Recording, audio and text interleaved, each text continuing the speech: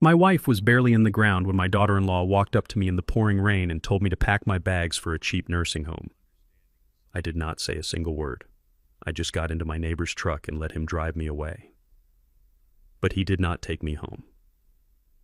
He drove me to a deserted warehouse on the edge of Atlanta, handed me a key, and said, "This is something only you can know, and you must never tell your son." I stood there in shock as I opened the heavy metal door and realized that everything I thought I knew was a complete lie. For the last 2 years, my sweet, gentle wife had been hiding a massive and dangerous secret. Before I tell you what was inside that room, let me know where you are watching from in the comments below. Hit like and subscribe if you believe a mother will do absolutely anything to protect her family. The cold Atlanta rain felt like tiny frozen needles against my dark skin, but I barely noticed it. I was 73 years old and standing over the fresh earth that now covered Yvonne. 45 years of marriage. 45 years of building a quiet life, raising our boy Terrence, and sharing every morning coffee. Now it was just me standing alone in a clearing storm. The cemetery was quickly emptying out. Relatives and friends were opening their umbrellas and rushing back to their warm cars, leaving the old widower to his grief. That is when I heard the sharp, impatient clicking of expensive heels striking the wet pavement behind me. It was Savannah. She is the woman my son Terrence married 5 years ago. I did not even need to turn around to know the expression on her face. Even at my wife's funeral, Savannah looked like she was late for a corporate networking event. She wore a tailored black designer dress that cost more than my first car, and her blonde hair was shielded by a massive custom umbrella. She did not offer a comforting hand. She did not express any sorrow for the woman who had welcomed her into our family. She stopped beside me and let out a loud, irritated sigh. "You need to start packing your belongings tonight, Warren," she said, her voice sharp and completely void of any human warmth. "Terrence and I have already found a budget-assisted living facility for you on the other side of the county. I have the paperwork ready. The moving truck arrives on Monday, so do not make this difficult." I kept my eyes fixed on the wet grass covering Yvonne's grave. I did not react. Savannah stepped closer, invading my space. "Did you hear me, old man?" she snapped, leaning in so I could smell her overwhelming, expensive perfume. "You are not staying in that house. It is way too big for a senile retired mailman who cannot even remember where he left his slippers. Terrence and I are taking over the property. We have plans for it, so pack up your old junk and get ready to leave." She thought I was just a broken-down old African-American man suffering from cognitive decline. She thought I was nothing but a fragile retired postal worker who spent his days feeding pigeons. That was the persona I had carefully maintained for the last 2 decades. I played the part perfectly because it kept my family safe, and it kept people from asking questions. Savannah had absolutely no idea who she was talking to. She did not know that before I put on a postal uniform to take care of my sick child in the 90s, I was a senior forensic auditor for the Internal Revenue Service. I spent my prime years hunting down corporate embezzlers, dismantling money laundering rings, and destroying arrogant criminals who thought they were smarter than the system. I knew how to read people, and looking at Savannah, I saw nothing but pure, unadulterated greed. I did not yell at her. I did not defend myself. I just let the cold rain wash over my face, maintaining my absolute silence. My refusal to argue infuriated her. She opened her mouth to scream another insult, but before she could speak, a heavy, calloused hand clamped down firmly on my shoulder. It was Victor. Victor is my next-door neighbor, an old white Marine veteran who has lived beside me for 30 years. He is a man of very few words, but he possesses a fierce loyalty that you do not find easily these days. The man just buried his wife, Savannah. Victor growled, his voice sounding like gravel grinding together. "Back off before I forget my manners and throw that fancy umbrella into the mud." Savannah scoffed, her face twisting into a mask of pure aristocratic disgust. "You people are all the same," she muttered, turning on her heel. "Be ready by Monday, Warren, or I will have the state remove you by force." She marched away toward Terrence's shiny luxury car. Victor did not let me watch her leave. He gently gripped my arm and guided me toward his rusted old pickup truck parked on the edge of the cemetery grass. He opened the passenger door and helped me inside, shielding me from the heavy rain. I expected Victor to drive us back to our quiet suburban street so I could sit in my empty house and mourn my wife. But when he started the engine, he did not turn toward the suburbs. He merged onto the highway and headed straight toward the industrial district on the far outskirts of Atlanta. We drove in complete silence for 40 minutes. The rhythmic wiping of the windshield wipers was the only sound between us. "Where are we going, Victor?" I finally asked, my voice hoarse from crying earlier that morning. Victor kept his eyes on the wet road, his jaw clenched tight. He did not answer me immediately. He drove deep into a maze of abandoned factories and forgotten warehouses where the city seemed to completely disappear. He pulled the old truck up to a dilapidated brick building with faded paint and a heavy steel roll-up door. He killed the engine and the truck rattled into silence. Victor reached deep into his jacket pocket and pulled out a single heavy brass key. He held it in his hand for a moment, looking down at it before handing it over to me.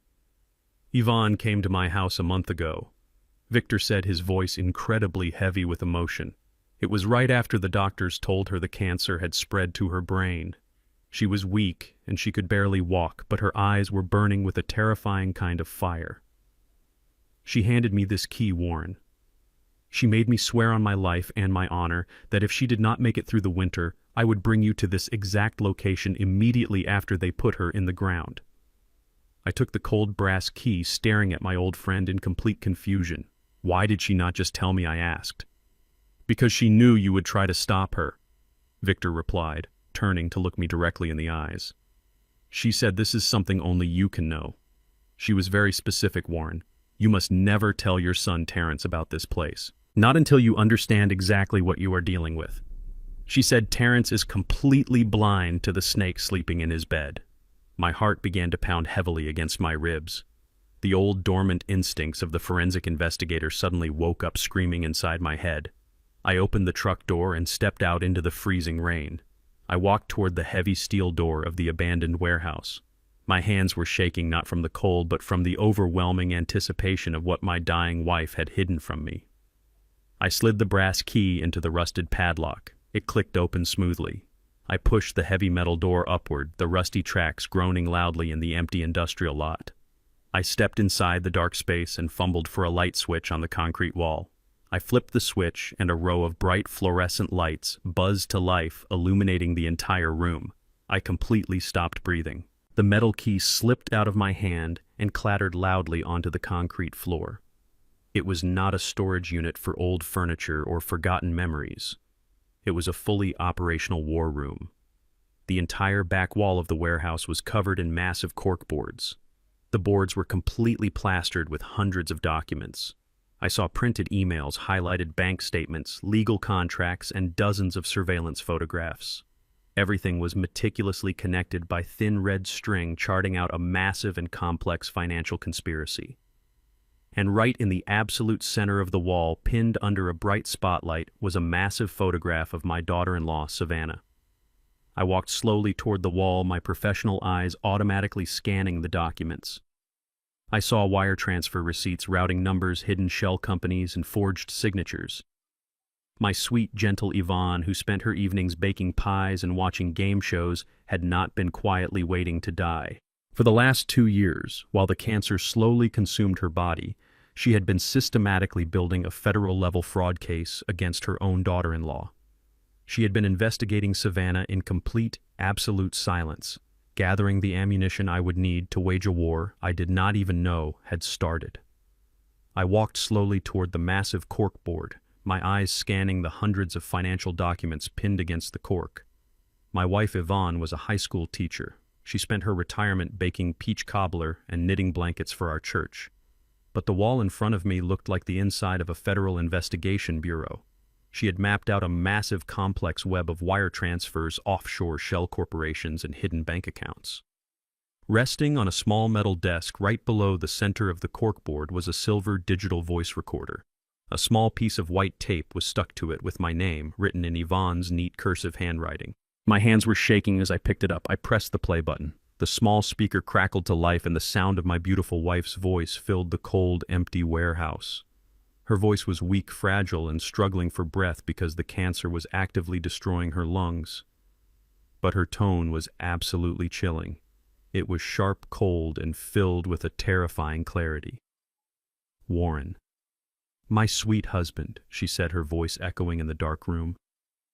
"If you are listening to this, it means I am gone, and you are standing in my war room. I am so sorry I kept this a secret from you for 2 years. I knew if I told you what I was doing, you would try to stop me, or you would take over the investigation yourself. I needed you to focus on loving me during my final days. I did not want our last moments together poisoned by the pure evil sleeping under our son's roof. I closed my eyes, letting her voice wash over me. Savannah is a monster, Warren. Yvonne continued, her voice growing harder. She is stabbing our boy in the back and bleeding him dry. You know Terrence has spent the last 5 years developing that revolutionary medical patent. He thinks Savannah has been helping him secure venture capital funding, but she is not helping him. She is systematically forging his signature and legally transferring the ownership of his life work into a dummy corporation. That corporation is secretly owned by her lover. She has been having an affair for over 2 years, Warren. They are planning to steal the patent and completely cut Terrence out of his own company. My heart slammed against my ribs. Terrence had poured his entire soul into that medical device. It was his dream, and this woman was plotting to rip it out of his hands and hand it over to another man. But that is not all, Yvonne said, coughing weakly into the microphone. Savannah knows we own our house outright. She knows the property value has tripled. She is planning to have you declared legally incompetent. She wants to throw you into a miserable state-run mental asylum to steal the house and liquidate our life savings. She thinks because you are old and quiet that you are completely defenseless. She thinks you are just a foolish, retired mailman. Yvonne paused and took a deep, rattling breath. Show her how wrong she is. Warren, my wife, whispered fiercely, her voice carrying a deadly command. Savannah thinks she is playing a game with a helpless old victim. Remind her who you really are. Dig up the monster you buried decades ago. Use what you do best, and absolutely destroy her. The recording ended with a soft click. The warehouse fell back into a heavy, suffocating silence. I stood there holding the small silver device, feeling a massive, dangerous shift deep inside my soul. Yvonne was right. Savannah and Terrence and everyone else in our neighborhood knew me as Warren, the friendly, retired postal worker. They saw an old man who walked with a slight limp who spent his weekends planting tomatoes and listening to classic jazz on the porch. That was the identity I had worn for 25 years. But before I put on that blue postal uniform, I was something else entirely. In the 1990s, I was known in the halls of the federal government as the Bloodhound. I was a senior forensic auditor for the Internal Revenue Service. I possessed top-tier security clearance and an absolute lethal talent for tracking dirty money. I did not carry a gun. My weapon was a calculator and a keen eye for financial deception. I spent my prime years hunting down arrogant corporate embezzlers, dismantling sophisticated international money laundering rings, and sending untouchable white-collar criminals to federal prison. I saw through shell companies and offshore accounts like they were made of thin glass. I walked away from that massive power when Terrence was 7 years old. He got severely sick with a rare bone disease. He needed constant care, endless hospital visits, and a father who was actually present. The federal government demanded 80 hours a week and constant travel. I could not be the Bloodhound and be a good father at the same time. So I handed in my badge. I traded my tailored suits for a simple mailbag because the post office offered predictable hours and excellent health insurance. I buried my lethal skills deep underground and built a quiet, simple life to save my son. I never looked back. I never regretted it. But Yvonne knew the truth. She knew the Bloodhound was not dead. He was just sleeping. And Savannah had just kicked the cage. I packed the voice recorder and several key financial documents into my coat pocket. I locked the warehouse and walked back out into the freezing rain where Victor was waiting patiently in his old pickup truck. We drove back to my suburban neighborhood in silence. My mind was no longer clouded by the heavy grief of the funeral. It was operating with cold, ruthless precision. The forensic auditor was fully awake, analyzing data, calculating variables, and preparing for an absolute slaughter. Victor dropped me off at the curb. I thanked him silently and walked up the wet driveway to my home. The house felt incredibly empty without Yvonne, but as soon as I unlocked the front door and stepped into the hallway, I realized I was not alone. A loud, violent crashing sound echoed from the back of the house. It was a heavy metallic bang followed by the sound of splintering wood. I quietly took off my wet coat and walked softly down the hardwood hallway toward the noise. The sound was coming from my private home office. It was a small room where I kept our tax records, family photo albums, and Yvonne's old knitting supplies. I always kept the door locked, simply out of habit. I turned the corner and stopped dead in my tracks. Savannah was standing in front of my office door. She was still wearing the expensive black designer dress from the funeral, but she had kicked off her high heels. In her hand, she held a heavy steel claw hammer from my own toolbox. I watched in absolute silence as she raised the hammer high above her head and brought it smashing down onto the brass doorknob of my private sanctuary. Wood chips flew into the air as the doorframe cracked under the brutal force.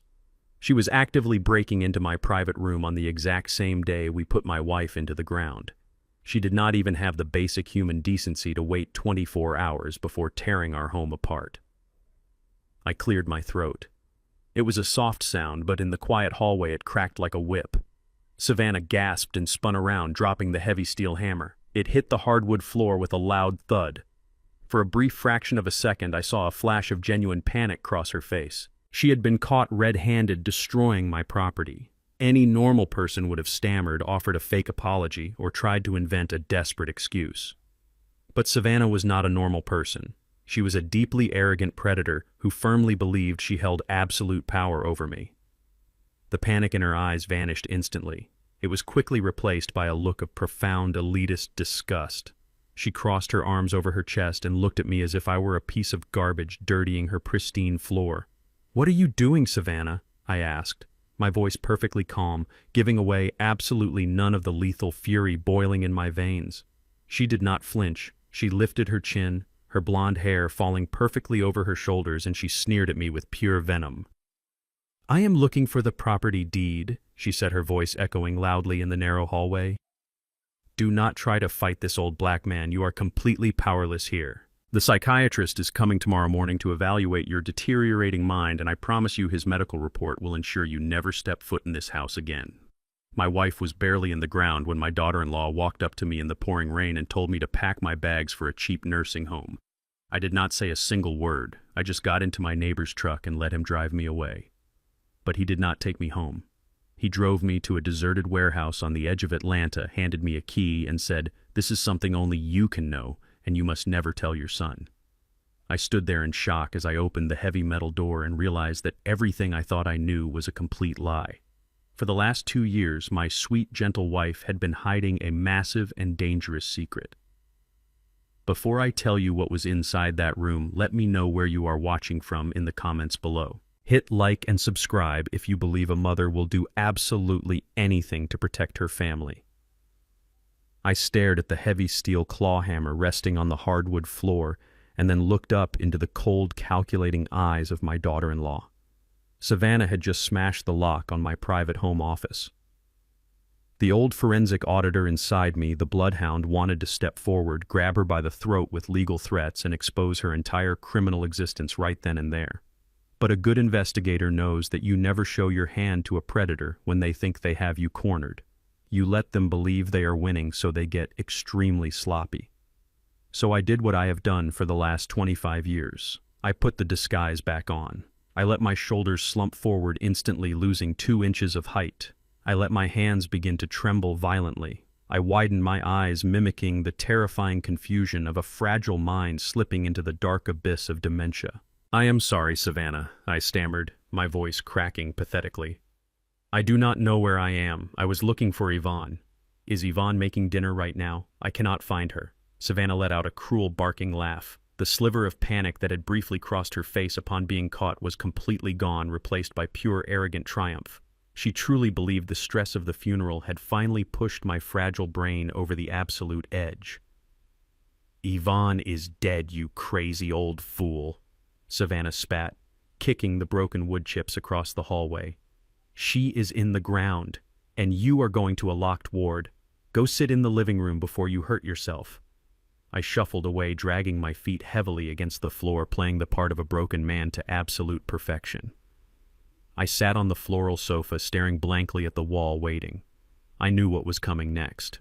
Savannah needed a sudden catalyst to accelerate her timeline, and she was about to manufacture one. 10 minutes later, the front door opened. It was my son, Terrence. He looked completely exhausted. His tie loosened, his eyes red and swollen from crying at his mother's grave. He barely had time to take off his wet coat before Savannah launched her spectacular performance. It was a masterclass in psychological manipulation. The moment she heard Terrence's heavy footsteps in the foyer, she let out a piercing, terrified scream. She threw herself onto the floor near the kitchen island, grabbing her chest and sobbing hysterically. Terrence rushed into the room, pure panic written all over his face. "Savannah, baby, what happened?" he yelled, dropping to his knees beside her. She buried her face in his shoulder, weeping with fake, uncontrollable terror. "It is your father, Terrence," she sobbed, pointing a trembling finger at me, sitting quietly on the sofa. "He completely lost his mind. He came at me. He was screaming that I killed Yvonne, and he grabbed a kitchen knife. He chased me down the hall. I had to lock myself in the office, but he started smashing the door with a hammer to get to me. I watched her lie with absolute, flawless precision. She had taken her own crime, breaking into my private office, and expertly twisted it into a narrative that made her the helpless, terrified victim." Terrence looked at the broken doorframe down the hall, and then looked at me. The immense grief of losing his mother, combined with the shocking stress of his wife's fake assault, completely blinded him to reality. He did not ask for my side of the story. He did not look for the knife she claimed I held. He just saw his crying wife and his silent, seemingly confused father. "Dad, what the hell is wrong with you?" Terrence shouted, marching toward me with his fists clenched. "She is trying to help us. She has been taking care of everything while we bury Mom. Are you completely out of your mind?" I looked up at my son, my only child, the boy I had given up my federal career to save. It took every ounce of willpower I possessed not to stand up and slap the absolute blindness out of him. But the bloodhound knew that Terrence was already deeply poisoned. If I told him the truth right now, he would never believe me. Savannah had completely isolated his mind. "I did not mean to, Terrence," I mumbled, letting a fake tear roll down my wrinkled cheek. "I was just confused. I thought there was a stranger in the house. I am so sorry. I am just so incredibly tired." "See?" Terrence Savannah cried, crawling over to him and clutching his leg. "He is a massive danger to himself and to me. He cannot stay here tonight. He needs to be locked away before he actually kills someone." Terrence ran his hands over his face, breathing heavily. He was a man breaking under immense pressure. Savannah knew exactly when to strike. She reached into her expensive designer bag and pulled out a thick stack of legal documents. "I had my lawyer draft these up this morning just in case things got worse," Savannah said, her voice suddenly shifting from terrified victim to practical savior. "It is a full medical and financial power of attorney. If he signs this, we can legally move him into the secure facility tomorrow morning. We can take over his bank accounts to pay for his care, and we can manage the house. It is for his own good, Terrence. You know it is." Terrence looked at the heavy papers and then looked at me. His eyes were filled with a profound, tragic pity. It was the look of a son saying goodbye to a father he thought was already completely gone. "Dad," Terrence said, his voice dropping to a heavy whisper, "you have to sign this. I cannot have you attacking my wife. You are sick. Mom is gone and I cannot take care of you. Sign the papers and let us get you the help you need." He placed the thick stack of documents on the coffee table right in front of me. Savannah stood behind him, wiping her fake tears, a cold, victorious smirk playing proudly on her lips. They were stripping away my human rights, my freedom and my property right there in my own living room. I reached out with a violently shaking hand. "I need my pen," I whispered, patting the pockets of my cardigan. "I can only sign with my lucky pen." Savannah rolled her eyes, but she did not object. "Just let the old fool use his pen." "Terrence," she muttered, "just get it done." I reached deep into the inner pocket of my shirt and pulled out a heavy silver fountain pen. It looked like an elegant antique, but it was actually a highly specialized tool from my days at the Internal Revenue Service. I slowly uncapped it and leaned over the documents. I let my hand tremble violently as I pressed the nib to the paper. I did not sign my actual legal signature. I used a specific chaotic scribble, a forged signature I had developed decades ago when dealing with undercover informants. I signed the bottom of every single page, authorizing the transfer of my life, my house, and my finances over to the woman who was secretly destroying my son. "Thank you, Dad," Terrence said softly, taking the papers away. "It is going to be okay." Savannah snatched the documents from his hands, her eyes gleaming with pure, unfiltered greed. "I will fax these to the facility and the bank right now," she said, turning her back on us and marching up the stairs. "The moving truck will be here early tomorrow." Terrence walked into the kitchen to pour himself a drink, completely exhausted.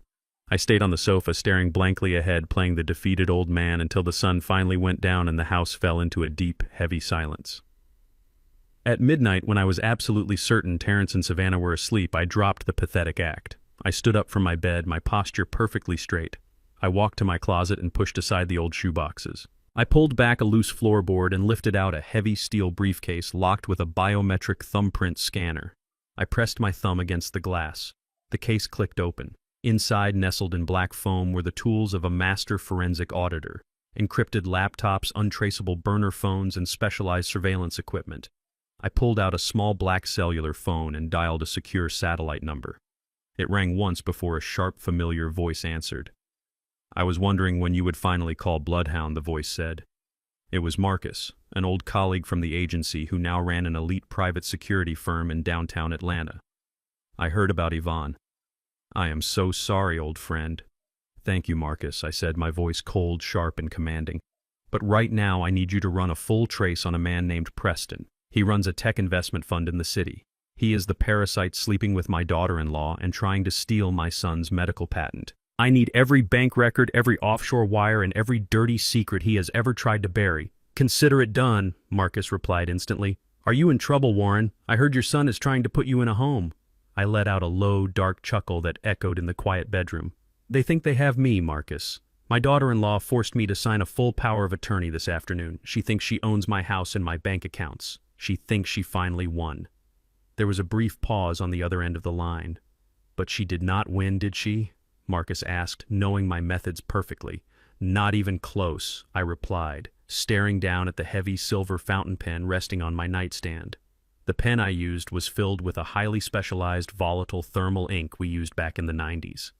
In exactly 24 hours, every single signature on those legal documents is going to completely evaporate into thin air, leaving the pages absolutely blank. Furthermore, the signature I used was mathematically proven to be a forgery. Legally, she holds absolutely nothing but empty paper. I looked out the window at the dark Atlanta sky, feeling the lethal energy of the bloodhound coursing through my veins for the first time in 25 years. "Savannah thinks she is playing a game with a senile old fool," I told Marcus. "But the game has only just begun. I am not just going to stop her. I am going to buy her entire world and burn it to the ground. Get me those files by morning." The hunt was officially on. The morning sun had barely crested the Atlanta skyline when I sat back down in my late wife's hidden warehouse. The air was thick with dust and the smell of aged paper, but my mind was operating with terrifying clarity. I spread out the banking records Yvonne had meticulously gathered over the past 2 years. She had highlighted a recurring sequence of offshore wire transfers. The money Savannah was secretly siphoning from my son's accounts was not just disappearing into a black hole. It was flowing directly into a shell corporation registered in the Cayman Islands. It only took me an hour of cross-referencing digital tax footprints, a skill I perfected decades ago at the agency, to unmask the true owner of that shell company. His name was Preston Sinclair. He was the chief executive officer of Vanguard Tech Ventures. He was a notorious figure in the wealthy elite enclaves of the city. He ran a predatory tech investment fund known for gutting startup companies and casually discarding the founders. He also had a quiet but well-documented reputation for refusing to do honest business with African-American entrepreneurs unless he could outright steal their intellectual property. My son Terrence had pitched his revolutionary medical device to Preston's firm 6 months ago. Terrence came home that night completely crushed, believing his prototype had been rejected for lacking market potential. He did not know that his own wife had orchestrated the meeting specifically to hand his blueprints over to her wealthy racist lover. I needed hard evidence. I needed to know exactly when and how they planned to officially launch the stolen patent. In the world of forensic auditing, paper trails tell you where the money went, but audio recordings tell you where the money is going next.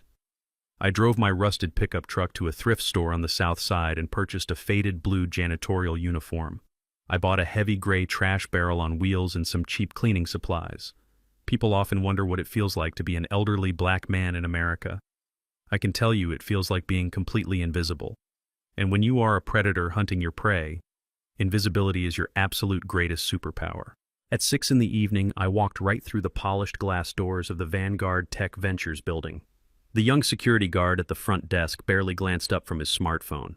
He saw an old black man pushing a trash cart, and his biased mind immediately dismissed me as part of the background scenery. I kept my head down, shuffling my feet slightly, playing the part of a tired old worker perfectly.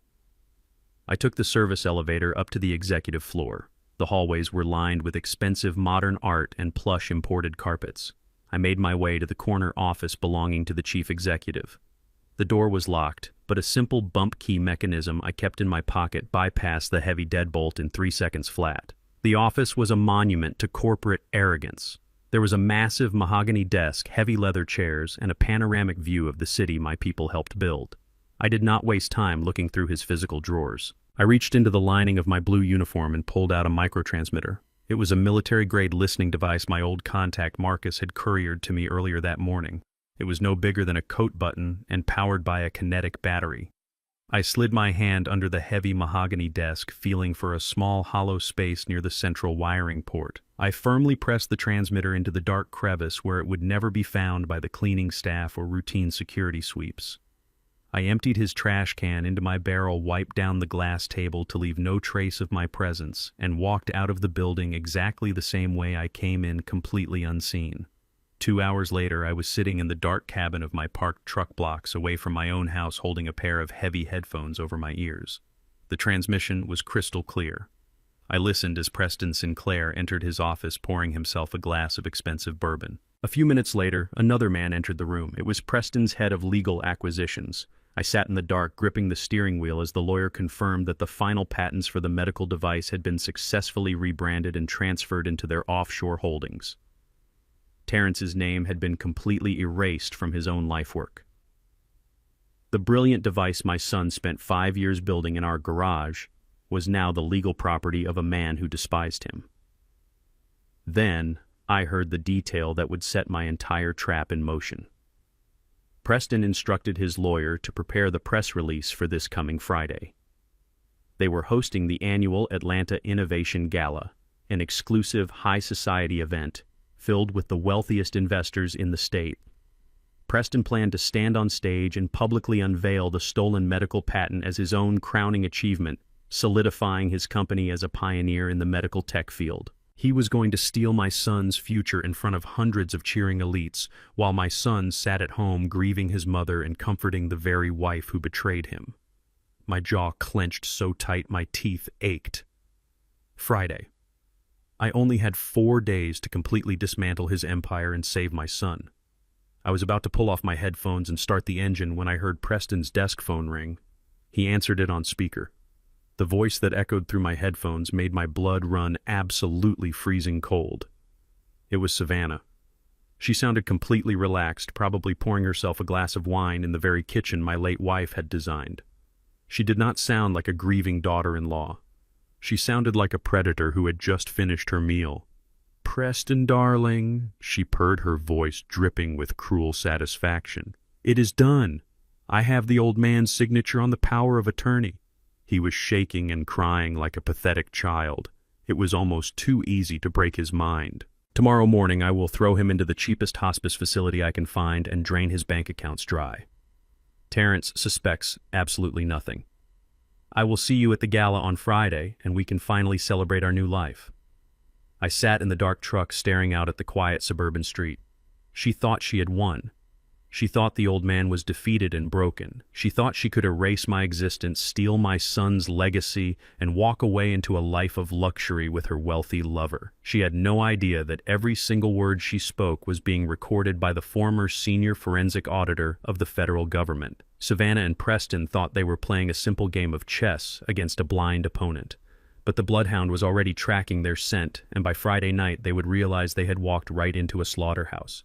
The heavy oak front door of my house swung open without a single knock. It was exactly 9 in the morning. I was sitting in my faded armchair, wrapped in a thick wool cardigan, staring blankly at the cold fireplace. Savannah marched into the living room, her expensive high heels clicking aggressively against the polished hardwood floor. She did not come alone. Right behind her was a short, balding white man wearing a cheap, wrinkled suit and carrying a thick leather clipboard. He had the greasy, restless eyes of a bottom-feeding scam artist. Savannah had not brought a medical professional to check on my failing health. She had brought a fake lawyer to appraise my property and inventory my entire life. She did not even bother to say good morning. She walked straight past me, treating me like a piece of invisible broken furniture. She pointed a perfectly manicured finger at the beautiful antique mahogany display cabinet standing in the corner of the room. That cabinet held my late wife Yvonne's most precious belongings. It held the delicate porcelain tea set she had carefully collected over 40 years, and the silver-framed photographs of our family history. "Write all this junk down." Savannah ordered the greasy man, her voice dripping with absolute elitist disgust. "Do not bother getting individual appraisals for the dishes or the old silver. It is all ghetto trash anyway. Just lump it together as an estate sale lot. We need this entire house completely emptied and sanitized by the end of the week so we can put it on the market." The balding man nodded eagerly, scribbling quickly on his clipboard. He walked over to Yvonne's beautiful cabinet and began tapping the glass with his pen, calculating how quickly he could liquidate my memories for a quick payout. I sat perfectly still, my hands trembling slightly in my lap, playing the role of the heavily medicated senior citizen to absolute perfection. Savannah looked down at me, a cold, victorious smirk playing on her lips. She thought she had completely conquered me. She thought the forged signature I gave her yesterday afternoon meant she possessed total supreme control over my existence. She honestly believed she was standing in a house that belonged entirely to her.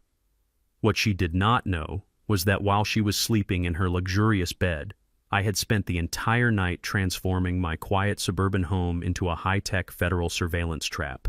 Hidden inside the smoke detector, the bookshelf, and the very porcelain teapot she was currently insulting were 6 military-grade micro-cameras. They were actively recording every single word, every arrogant gesture, and every piece of criminal evidence she was generously providing. She was openly conspiring to steal my assets on crystal-clear, high-definition video. I slowly pushed myself up from the armchair, letting my knees buckle slightly. I kept my head down, adopting a look of deep, pathetic submission. "I am going to the kitchen," I mumbled, my voice weak and raspy. "Would you and your guest like a cup of hot tea, Savannah?" Savannah let out a harsh, mocking laugh. She looked at the fake lawyer and rolled her eyes. "Look at him," she sneered loudly, completely ignoring the fact that I was standing right there. Yesterday he was waving a knife like a dangerous lunatic, and today he is trying to play the perfect little host.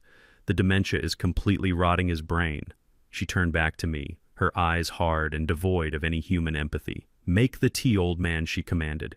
"And make it quick. I have a very busy schedule today and you have a lot of packing to do. Your medical transport arrives tomorrow morning to take you to the secure facility." I shuffled slowly toward the kitchen, dragging my feet across the floor. Once I was safely behind the kitchen counter, out of her direct line of sight, my fragile, trembling demeanor completely vanished. My posture straightened and the cold, calculating energy of the bloodhound returned.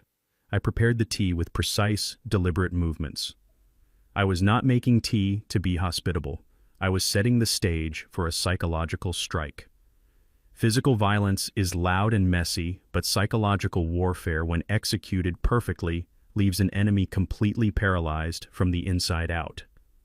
I placed 2 delicate porcelain teacups on a silver serving tray and carried them slowly back into the living room.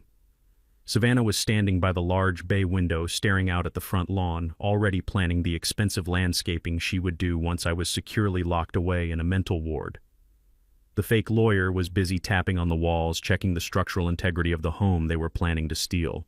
I approached Savannah, holding the silver tray with violently shaking hands. The porcelain cups rattled loudly against the metal. I stopped right next to her, allowing her to look down on me from her position of absolute arrogant power. She reached out and took a cup from the tray, taking a slow sip without ever saying thank you. She was completely relaxed, utterly confident in her total victory. I looked up at her, my eyes wide and cloudy, performing the role of the confused, helpless victim. Then, without changing my fragile posture or raising my weak, raspy voice, I dropped the absolute bomb. "Are you absolutely sure Preston is going to give you the 50% equity he promised you?" I asked, my tone completely casual, as if I were asking about the weather. The effect was absolutely instantaneous and spectacularly violent. Savannah froze. The delicate porcelain teacup stopped halfway to her mouth. Her breathing completely ceased. I watched the blood rapidly drain from her perfectly made-up face, leaving her skin a horrifying shade of pale gray. Her eyes widened to an unnatural size, staring at me in pure, unadulterated terror. The name Preston hit her like a physical bullet to the chest. Preston was her secret wealthy lover. Preston was the corrupt tech investor she was conspiring with to steal my son's medical patent. Preston was the man she had spoken to on her private phone, completely unaware that I had bugged his office. There was absolutely zero logical reason for an isolated, senile old man in the suburbs to know that specific name or the exact details of their highly illegal corporate equity agreement. Her mind completely short-circuited, trying to process the impossibility of my question. The teacup in her hand began to rattle uncontrollably, splashing hot tea over the rim and onto her expensive designer dress. She did not even notice the burning liquid. What she stammered, her voice, a high-pitched, breathless squeak. "What did you just say? Who told you that name?" She stepped closer to me, her arrogant composure entirely shattered. She was desperate, panicking, searching my cloudy eyes for any sign that the broken old man had suddenly transformed into a terrifying threat. The fake lawyer turned around, sensing the sudden massive spike in tension in the room. I looked at her panicked face, and I flawlessly executed the pivot. I let my eyes wander aimlessly toward the ceiling. My jaw went slack, and I let a confused, foolish smile spread across my wrinkled face. I tilted my head to the side, looking completely lost in a deep mental fog. "Preston," I mumbled, scratching the side of my head with a trembling hand. "Who is Preston?" "I think the neighbor's new dog is named Preston." "Yes, that is it. It is a very loud dog, Savannah. It barks all night long. It makes my head hurt terribly." I shuffled away from her, carrying the silver tray back toward the kitchen, muttering incoherent nonsense about stray dogs and loud noises. I left her standing perfectly still by the bay window, completely paralyzed by a massive wave of psychological terror. I had successfully planted the seed of absolute paranoia deep inside her treacherous mind. She could no longer trust her own reality. Did the senile old man just have a random, lucky moment of clarity? Did he overhear a private phone call while wandering the house? Or was someone else watching her? The doubt would eat away at her confidence like a highly corrosive acid. She would start questioning her secure phone lines. She would start doubting Preston's loyalty, wondering if he had leaked their secret agreement. Savannah was no longer a confident predator hunting a helpless victim. She was now a terrified, paranoid criminal constantly looking over her shoulder. The psychological torture had officially begun, and I was going to let her slowly tear her own mind apart before I delivered the final, lethal blow. As soon as Savannah and her greasy fake lawyer walked out the front door, I locked the heavy deadbolt and walked straight down the hallway to my hidden server room. The frail, shuffling old man vanished the second the door clicked shut behind me. I rolled up the sleeves of my thick wool cardigan and sat down in front of my glowing monitors. It was time to follow the money. Back in my days as a senior forensic auditor for the Internal Revenue Service, they taught us one fundamental truth. Criminals can lie with their mouths, they can forge legal documents, and they can manipulate human emotions, but the numbers never lie. Money always leaves a permanent digital footprint. And nobody in the entire federal government was better at tracking those footprints than the Bloodhound. Savannah thought she was a brilliant criminal mastermind, but in reality she was just a sloppy, arrogant amateur. She had connected her sleek silver laptop to my home wireless network, assuming I did not even know how to turn on a computer or manage a router. She thought I was just a senile, retired mailman. It took me exactly 7 minutes to bypass her basic security firewalls and gain complete administrative access to her hard drive. I sat in the dark room, my eyes scanning the endless rows of digital files, hidden folders, and financial spreadsheets she thought she had securely buried. I was operating with a cold, ruthless efficiency. I opened her private banking applications and started pulling the digital threads of her massive deception. What I found hidden in those encrypted folders made my blood run absolutely freezing cold. Savannah was not just planning to steal my son's revolutionary medical patent to hand over to her wealthy, racist lover, Preston. She was actively burying Terrence alive in a massive mountain of crippling debt to fund Preston's failing tech investments. I pulled up a series of high-interest predatory loan applications. Savannah had stolen Terrence's social security number, forged his digital signature, and taken out $200,000 in highly toxic business loans. She had deliberately leveraged his entire medical startup, securing the massive debt against the very laboratory equipment he used to build his prototypes. I leaned closer to the monitor and followed the wire transfers. Every single penny of that $200,000 was quickly funneled through a series of fake vendor invoices and deposited directly into the primary operating account of Vanguard Tech Ventures, Preston's company. She was using my son's stolen credit to keep her lover's arrogant empire afloat. It was a level of financial cruelty that disgusted even a hardened veteran investigator like me. She was bleeding my boy dry and setting him up to take the entire fall when the massive loans eventually defaulted and the bank came to collect. My deep concentration was suddenly shattered by the bright ringing of my cellular phone resting on the metal desk. It was a video call. The name flashing on the screen was Terrence. I took a slow, deep breath, letting the cold, analytical energy of the federal auditor fade into the background. I softened my eyes, slumped my shoulders slightly, bringing the fragile old man back to life, and answered the call. Dad, Terrence said, his voice cracking through the small speaker. The image on the screen broke my heart into a million tiny pieces. My brilliant, hard-working son looked completely devastated. He was sitting in his small commercial laboratory surrounded by half-finished medical devices and stacks of unpaid bills. He had dark, heavy circles under his exhausted eyes, and his shoulders were slumped in absolute total defeat. He looked like a man who had been completely beaten down by the world. "Hey there, my boy," I said, keeping my voice gentle and slightly raspy, playing the part of the supportive but ignorant old father. "You look incredibly tired, Terrence. Are you working too hard in the lab again?"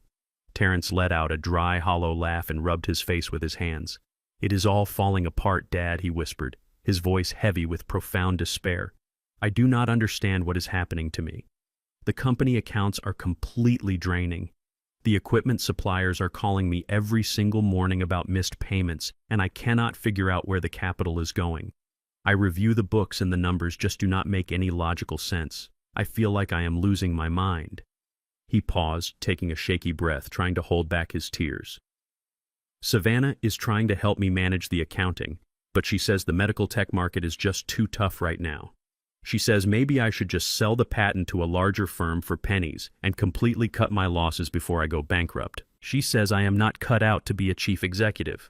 Every word he spoke was a rusted blade twisting deep in my gut. He was sitting there blaming himself, questioning his own sanity and feeling like a complete failure, while the woman sleeping in his bed was actively destroying his life. I wanted to scream the truth through the phone. I wanted to tell him that his wife was a vicious parasite, and that his hard-earned money was sitting in the bank account of a corrupt, racist tech investor. But the bloodhound knew that revealing the truth prematurely would ruin the entire operation. Terrence was too emotionally fragile right now. If I told him everything, he would immediately confront Savannah. She would panic, destroy the evidence, claim I was crazy, and disappear with the stolen cash, leaving Terrence with the massive debt and a broken heart. I needed to build an ironclad cage before I let them know they were trapped. I looked at my son's defeated face through the digital screen. "You are a brilliant man, Terrence," I told him, my voice thick with genuine emotion. "Do not let this temporary darkness convince you to give up your dream. You have worked entirely too hard for this. Your mother believed in you, and I believe in you. Just hold on a little bit longer. Give it until the end of the week. Promise me you will not sign away your company today." Terrence sighed heavily, looking at the floor before looking back up at me. "Okay, Dad," he murmured softly. "I will hold on until Friday. But I do not know how much more of this failure I can take. I love you, Dad." "I love you too, my son," I replied. I ended the video call and placed the phone gently on the metal desk. The sadness in my chest instantly vanished, entirely replaced by a lethal burning fury. Savannah and Preston thought they could treat my son like a disposable bank account. They thought they could steal his brilliant mind, drain his resources, and leave him bankrupt and broken while they celebrated their stolen success. They had made a fatal miscalculation. I was no longer just going to stop them from stealing my house. I was going to systematically dismantle Preston's entire corporate structure. I was going to buy his massive debt, seize his precious company, and freeze every single asset he thought he owned. And on Friday night at their arrogant tech gala, I was going to hand the keys to his entire empire directly over to my son. The hunt was escalating, and they had absolutely no idea the hounds were already at their door. The towering glass and steel structure of the First Atlanta Fidelity Bank loomed over the busy downtown streets like a massive monument to corporate greed and untouchable wealth. It was the premier investment bank in the city handling the private fortunes of the elite, including the corrupt tech funds managed by Preston Sinclair. I parked my old rusted sedan a few blocks away and walked slowly toward the grand entrance. I was dressed precisely for the part I needed to play. I wore a faded brown wool cardigan that had seen better days, a pair of worn corduroy trousers, and scuffed orthopedic walking shoes. I looked exactly like a fragile 73-year-old black man who had wandered far away from his quiet suburban porch. I pushed through the heavy revolving glass doors and stepped into a lobby that smelled of expensive imported coffee and rich mahogany.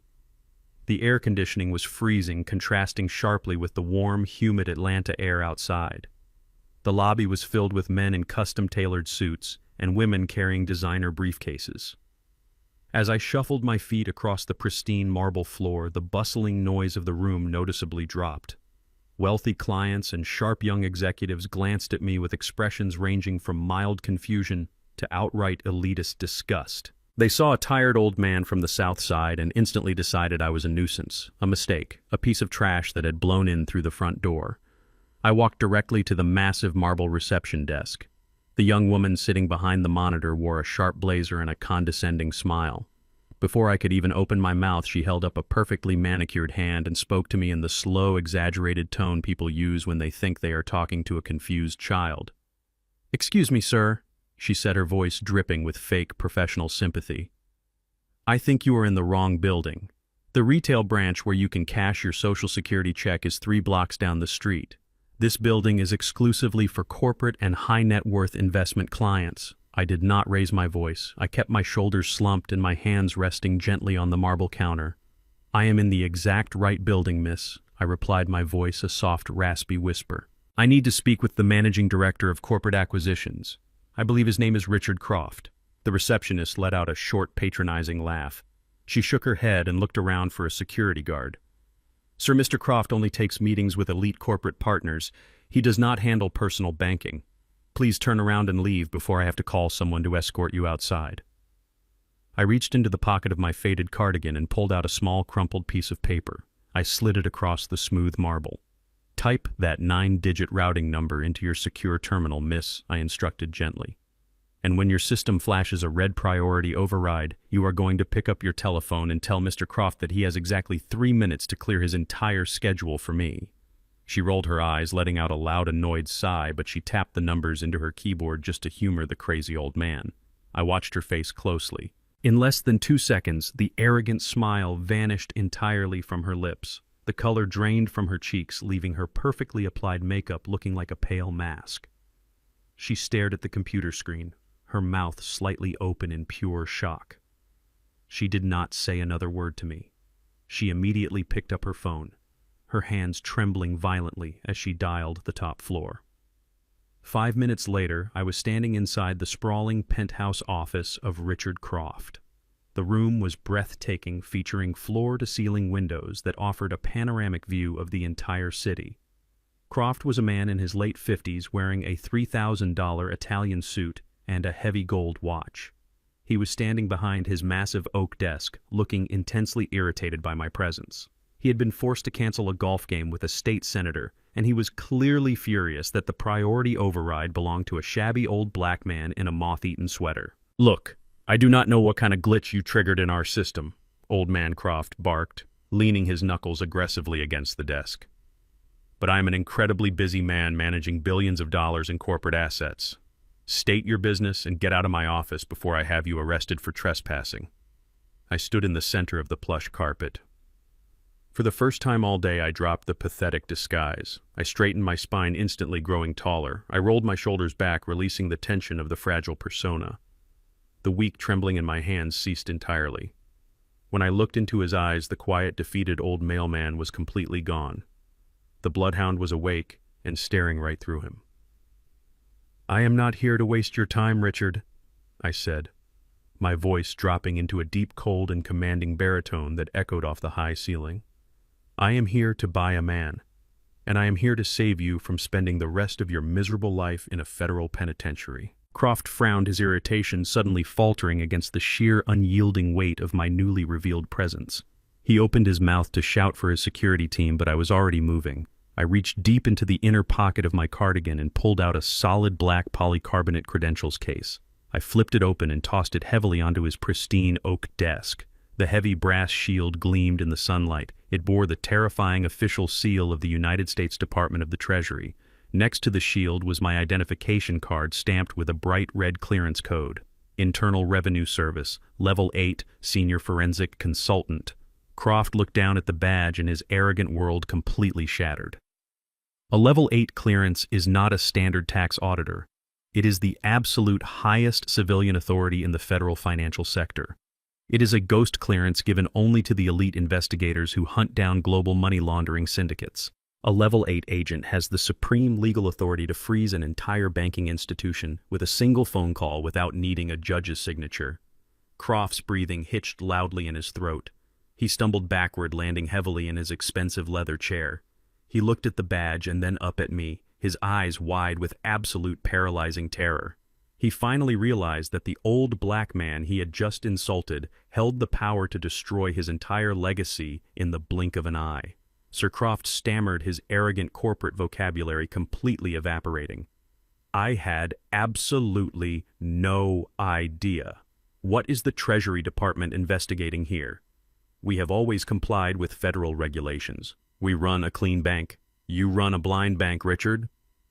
I corrected him, sharply pulling a thick stack of documents from my coat and slamming it down next to my badge. Preston Sinclair and his firm Vanguard Tech Ventures have been funneling hundreds of thousands of dollars in stolen fraudulent funds directly through your commercial accounts for the last 2 years. He is using your pristine reputation to wash dirty money stolen from the elderly and stolen from vulnerable medical startups. If I make one phone call right now, the federal government will freeze every single asset in this building, and your face will be on the front page of every newspaper tomorrow morning as a co-conspirator in a massive embezzlement ring. Croft was sweating profusely now. Thick beads of moisture gathered on his forehead and rolled down his pale cheeks. He raised his shaking hands defensively. "Please, sir," he begged, his voice cracking with desperation. "Please do not call Washington. I swear to you, I knew nothing about Preston's illegal activities.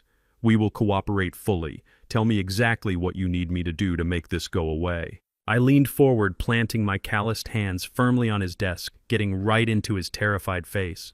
"I am going to give you a way out, Richard," I said, my voice a lethal whisper. "You are going to log into your main terminal right now and place a permanent silent federal hold on every single account belonging to Preston Sinclair. He will not be able to withdraw a single penny, and you will not alert him to this hold under any circumstances."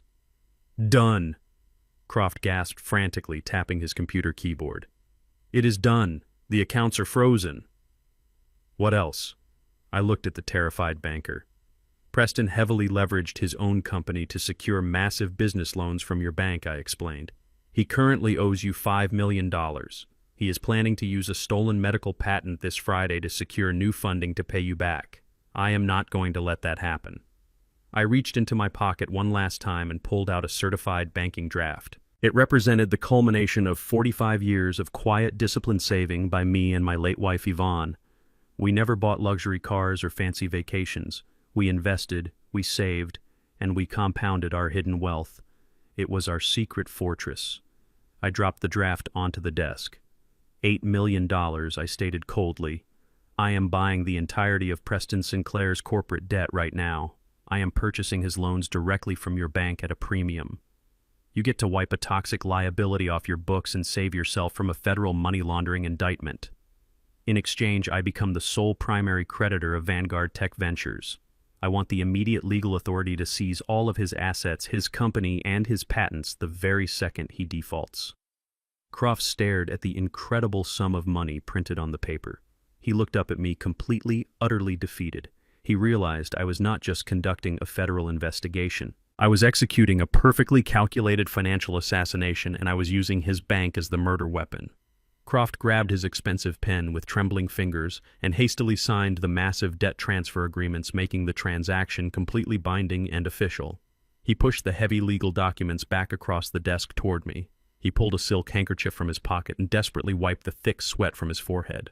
He slowly stood up from his leather chair, completely abandoning his corporate pride.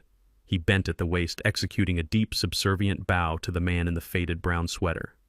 "It is completely done," Croft whispered, his voice shaking with a mixture of profound relief and absolute awe. "Understood, Mr. Warren. Preston currently works for you without even knowing it." Thursday morning arrived with a heavy gray sky that perfectly matched the suffocating atmosphere inside my house. I sat at the kitchen table nursing a cold cup of coffee, playing the role of the quiet, oblivious old man. Across the room, Savannah was buzzing with frantic, arrogant energy. She was dressed in a sleek designer pantsuit, packing a small, expensive overnight bag with rapid, excited movements.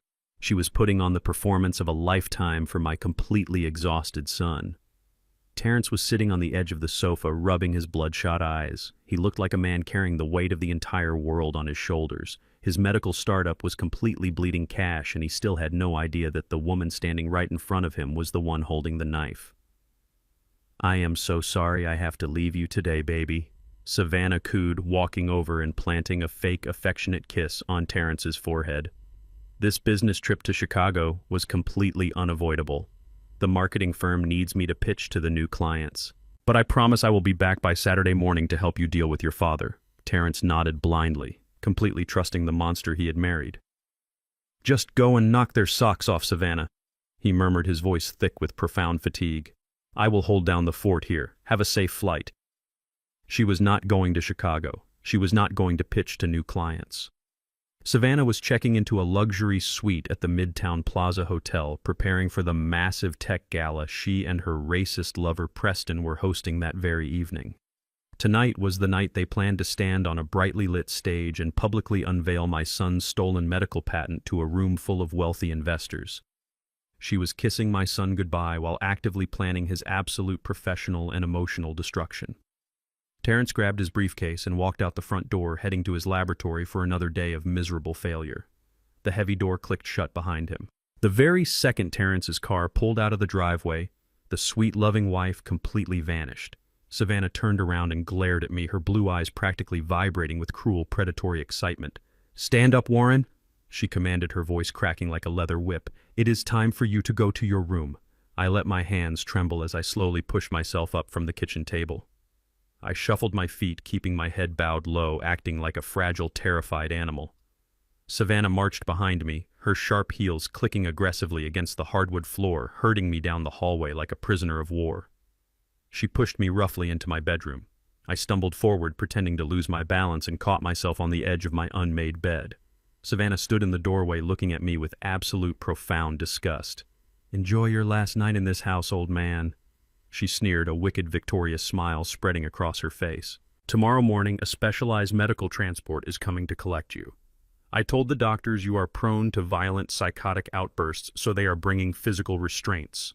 I am locking this door right now. You are going to sit in here without food or water for the next 24 hours. By the time those doctors arrive tomorrow, you will be so weak, dehydrated, and delirious that they will legally certify your dementia without a second thought." She did not wait for me to respond. She grabbed the brass door handle and slammed the heavy wooden door completely shut. A second later, I heard the sharp, metallic clank of a heavy commercial deadbolt locking from the outside. She had secretly installed it earlier that week specifically for this exact moment. She wanted to break my physical body to ensure my mental evaluation was a total catastrophic failure. I stood in the quiet bedroom listening as her footsteps echoed down the hallway. I heard the front door open and close, followed by the roar of her luxury SUV speeding away from the house. I was completely alone. The frail, trembling old man immediately evaporated into thin air.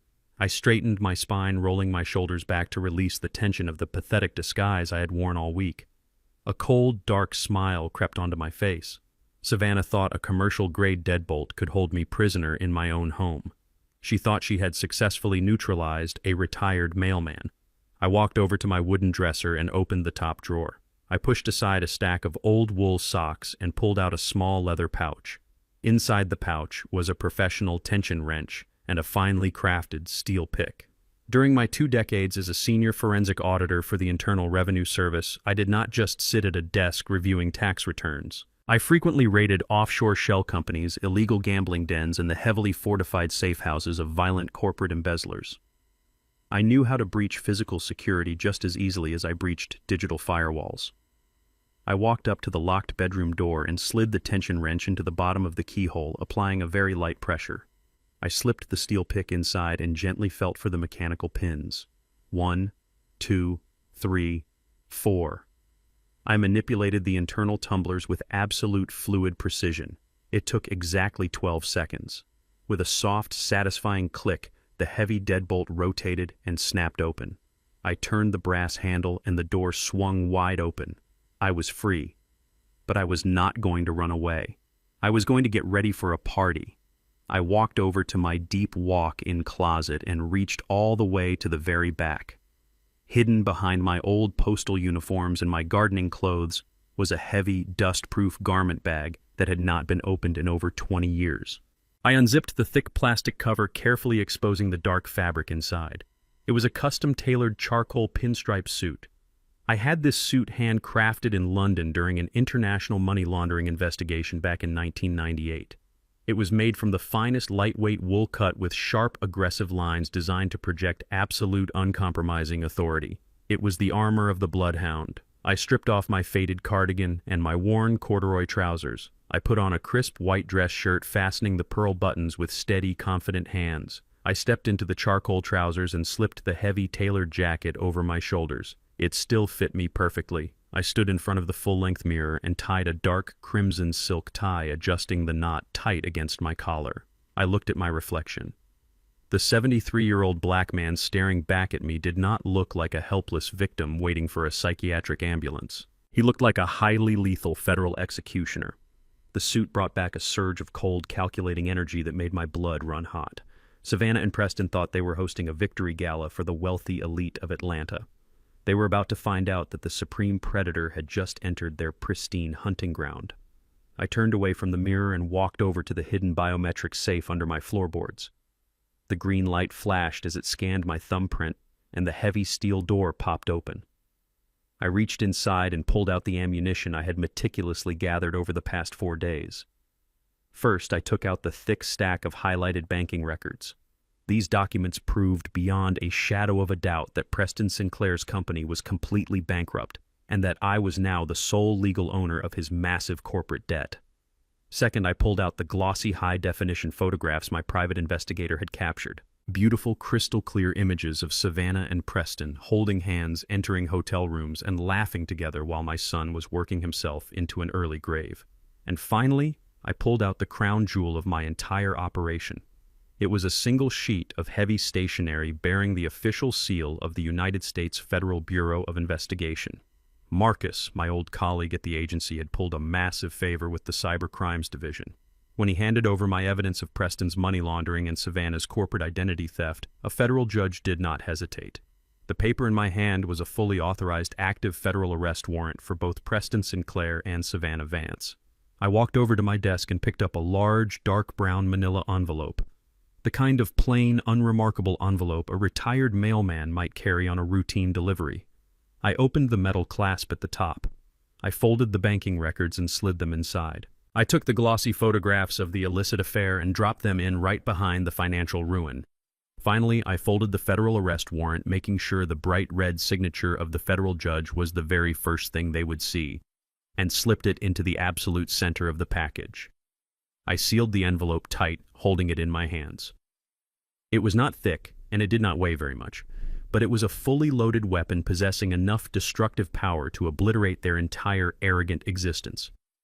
I checked my gold wristwatch. It was 6 o'clock in the evening. The Atlanta Innovation Gala was just beginning to fill with the wealthiest corporate elites in the city. Savannah and Preston were probably standing by the open bar drinking vintage champagne, smiling and accepting early congratulations for the brilliant medical patent they had violently stolen from my family. I tucked the dark brown envelope under my arm and walked out of the bedroom, leaving the broken lock behind me. I walked through the quiet house, stepping out into the cool evening air, and climbed into my rusted old sedan. It was time to go to a party. It was time to teach the elite exactly what happens when you mistake a sleeping lion for a week-old dog. The Atlanta Innovation Gala was held at the most exclusive luxury hotel in the heart of the downtown financial district. It was a massive, sprawling venue reserved only for the highest echelons of corporate power. Valets in crisp white shirts rushed to open the heavy doors of imported sports cars and stretched limousines, guiding the wealthy guests toward the red carpet. I did not drive my rusted suburban sedan to the front door. I took a standard city cab, stepping out onto the wet pavement just a few yards away from the velvet ropes. The crisp evening air felt electric against my skin. I adjusted the lapels of my charcoal pinstripe suit, the armor I had not worn in over 2 decades, and walked right past the line of waiting billionaires with the supreme confidence of a man who owned the very ground they stood on. I pushed open the heavy brass double doors and stepped into the grand ballroom. The sheer opulence of the room was designed to intimidate.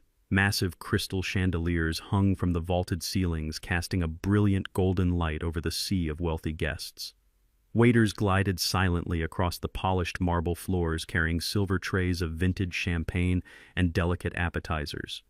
But the most prominent feature in the room was a giant digital banner projecting across the back wall. It read, "Vanguard Tech Ventures, the future of medical innovation." Directly beneath that banner, resting on a lighted pedestal, was a sleek glass display case holding the prototype of the revolutionary medical device my son Terrence had spent 5 agonizing years building in our garage. They were actively celebrating the theft of my son's life work. They were preparing to publicly claim his absolute genius as their own. The room was packed tightly with the elite class of Atlanta. Venture capitalists, powerful politicians, and arrogant corporate titans mingled and laughed. It was a sea of wealthy white privilege. They were sipping expensive champagne and exchanging fake pleasantries, completely unaware that they were currently celebrating a massive federal crime. And then I stepped fully into the light. Even in my immaculate, custom-tailored suit, I stood out like a blaring warning siren. I was a 73-year-old African-American man stepping uninvited into a highly guarded sanctuary built on generational wealth and systemic exclusion. The gentle hum of the classical string quartet continued to play from the corner, but the arrogant conversations nearest to the grand entrance suddenly died down. Eyes turned toward me. I felt their heavy, judgmental stares scanning my face, my skin, and my completely unapologetic presence. They did not see a retired federal investigator capable of destroying their financial portfolios. They saw a glaring anomaly. They saw an old black man who must have surely wandered past the security desk by mistake. The subtle whispers of prejudice rippled through the crowd. I did not shrink under their heavy gazes. I did not lower my head. I walked forward with the slow, deliberate, and utterly terrifying stride of an apex predator returning to his natural hunting ground. I scanned the massive room, searching for my targets.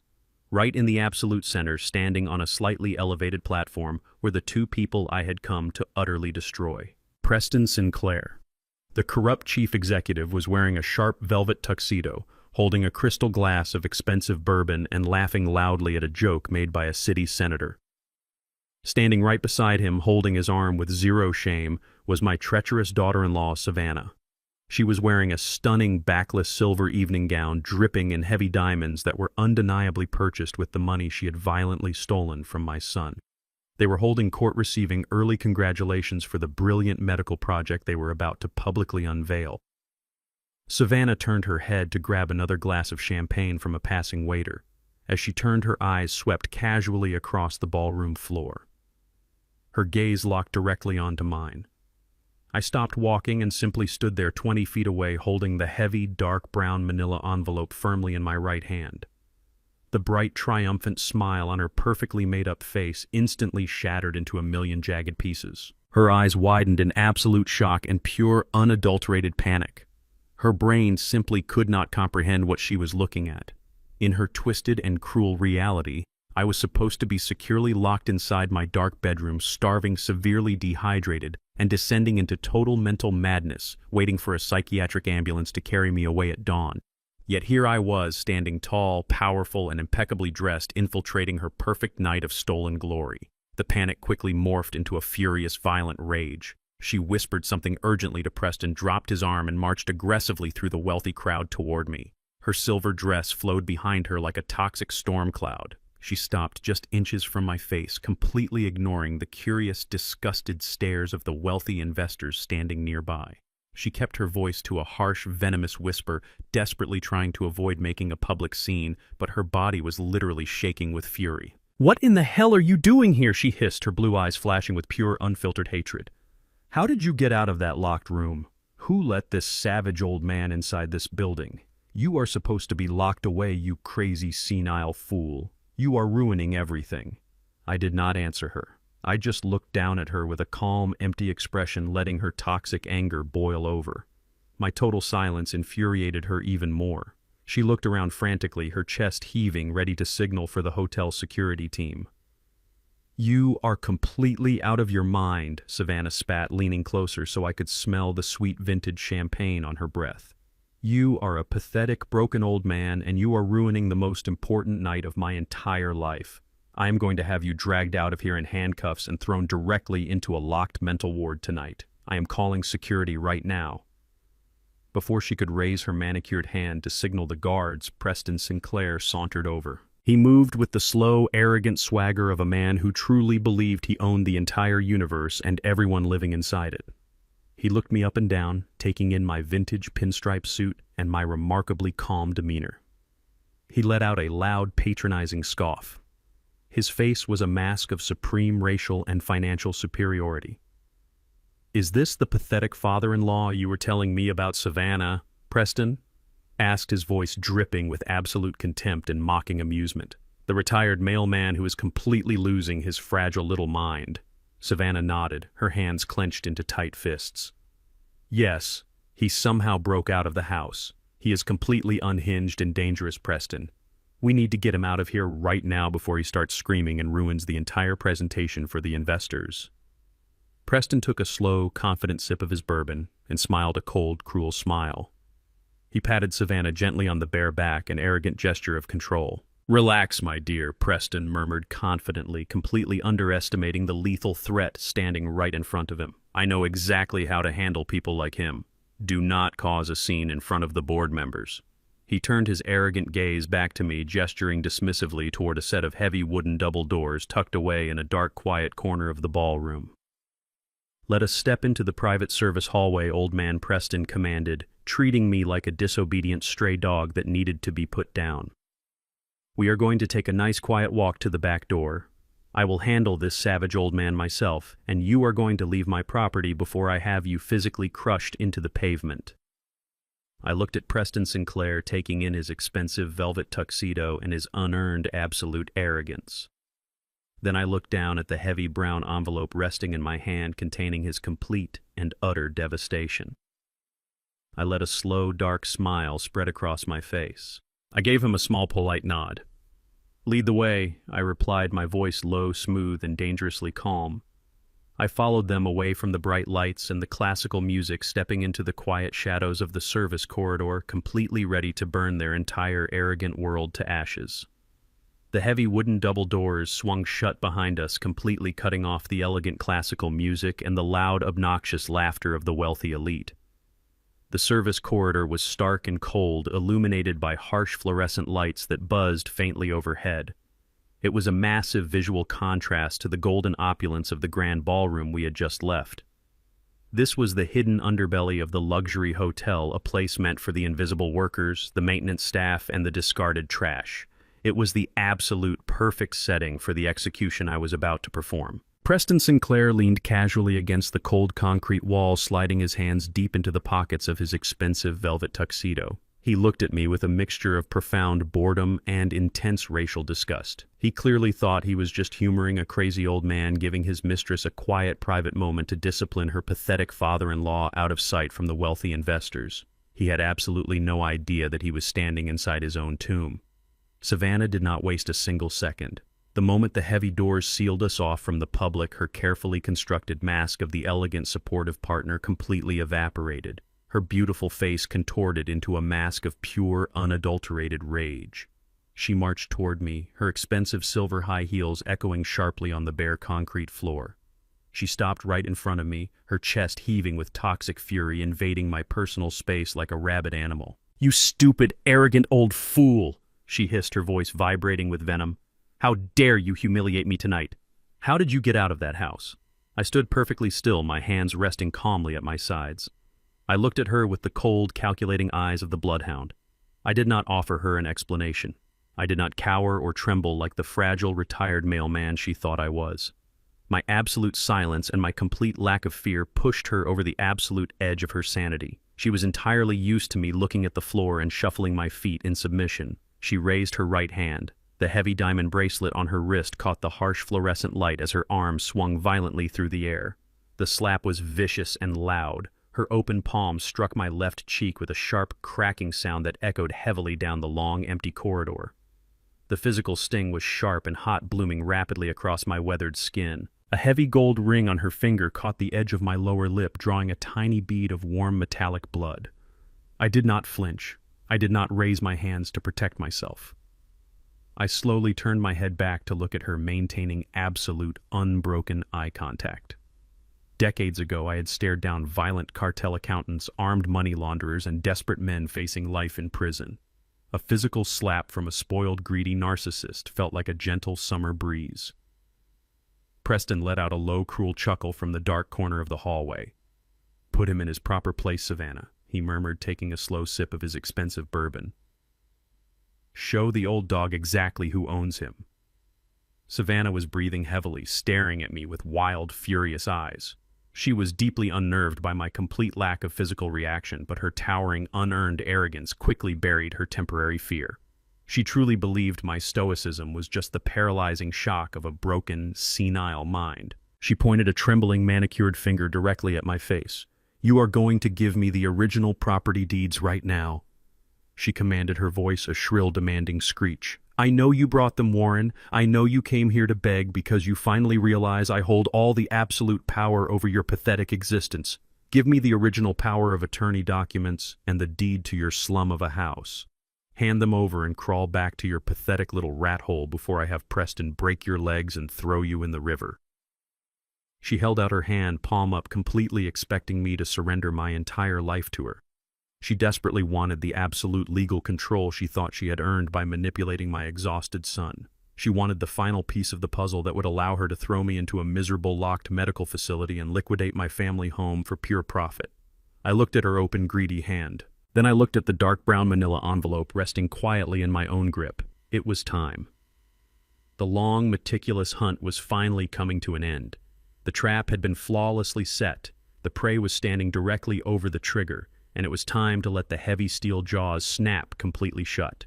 I reached into the inner pocket of my custom-tailored charcoal pinstripe suit.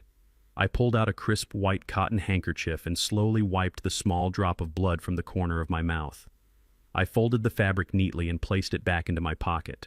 My movements were slow, deliberate, and completely devoid of any fear or submission. I lifted the heavy brown envelope and held it out toward her waiting hand. "Here you go, Savannah," I said, my voice dropping into a low, smooth, and terrifyingly calm baritone. "I brought exactly what you asked for. Your entire property, your beautiful future, and everything you have ever worked for is waiting for you right inside this envelope."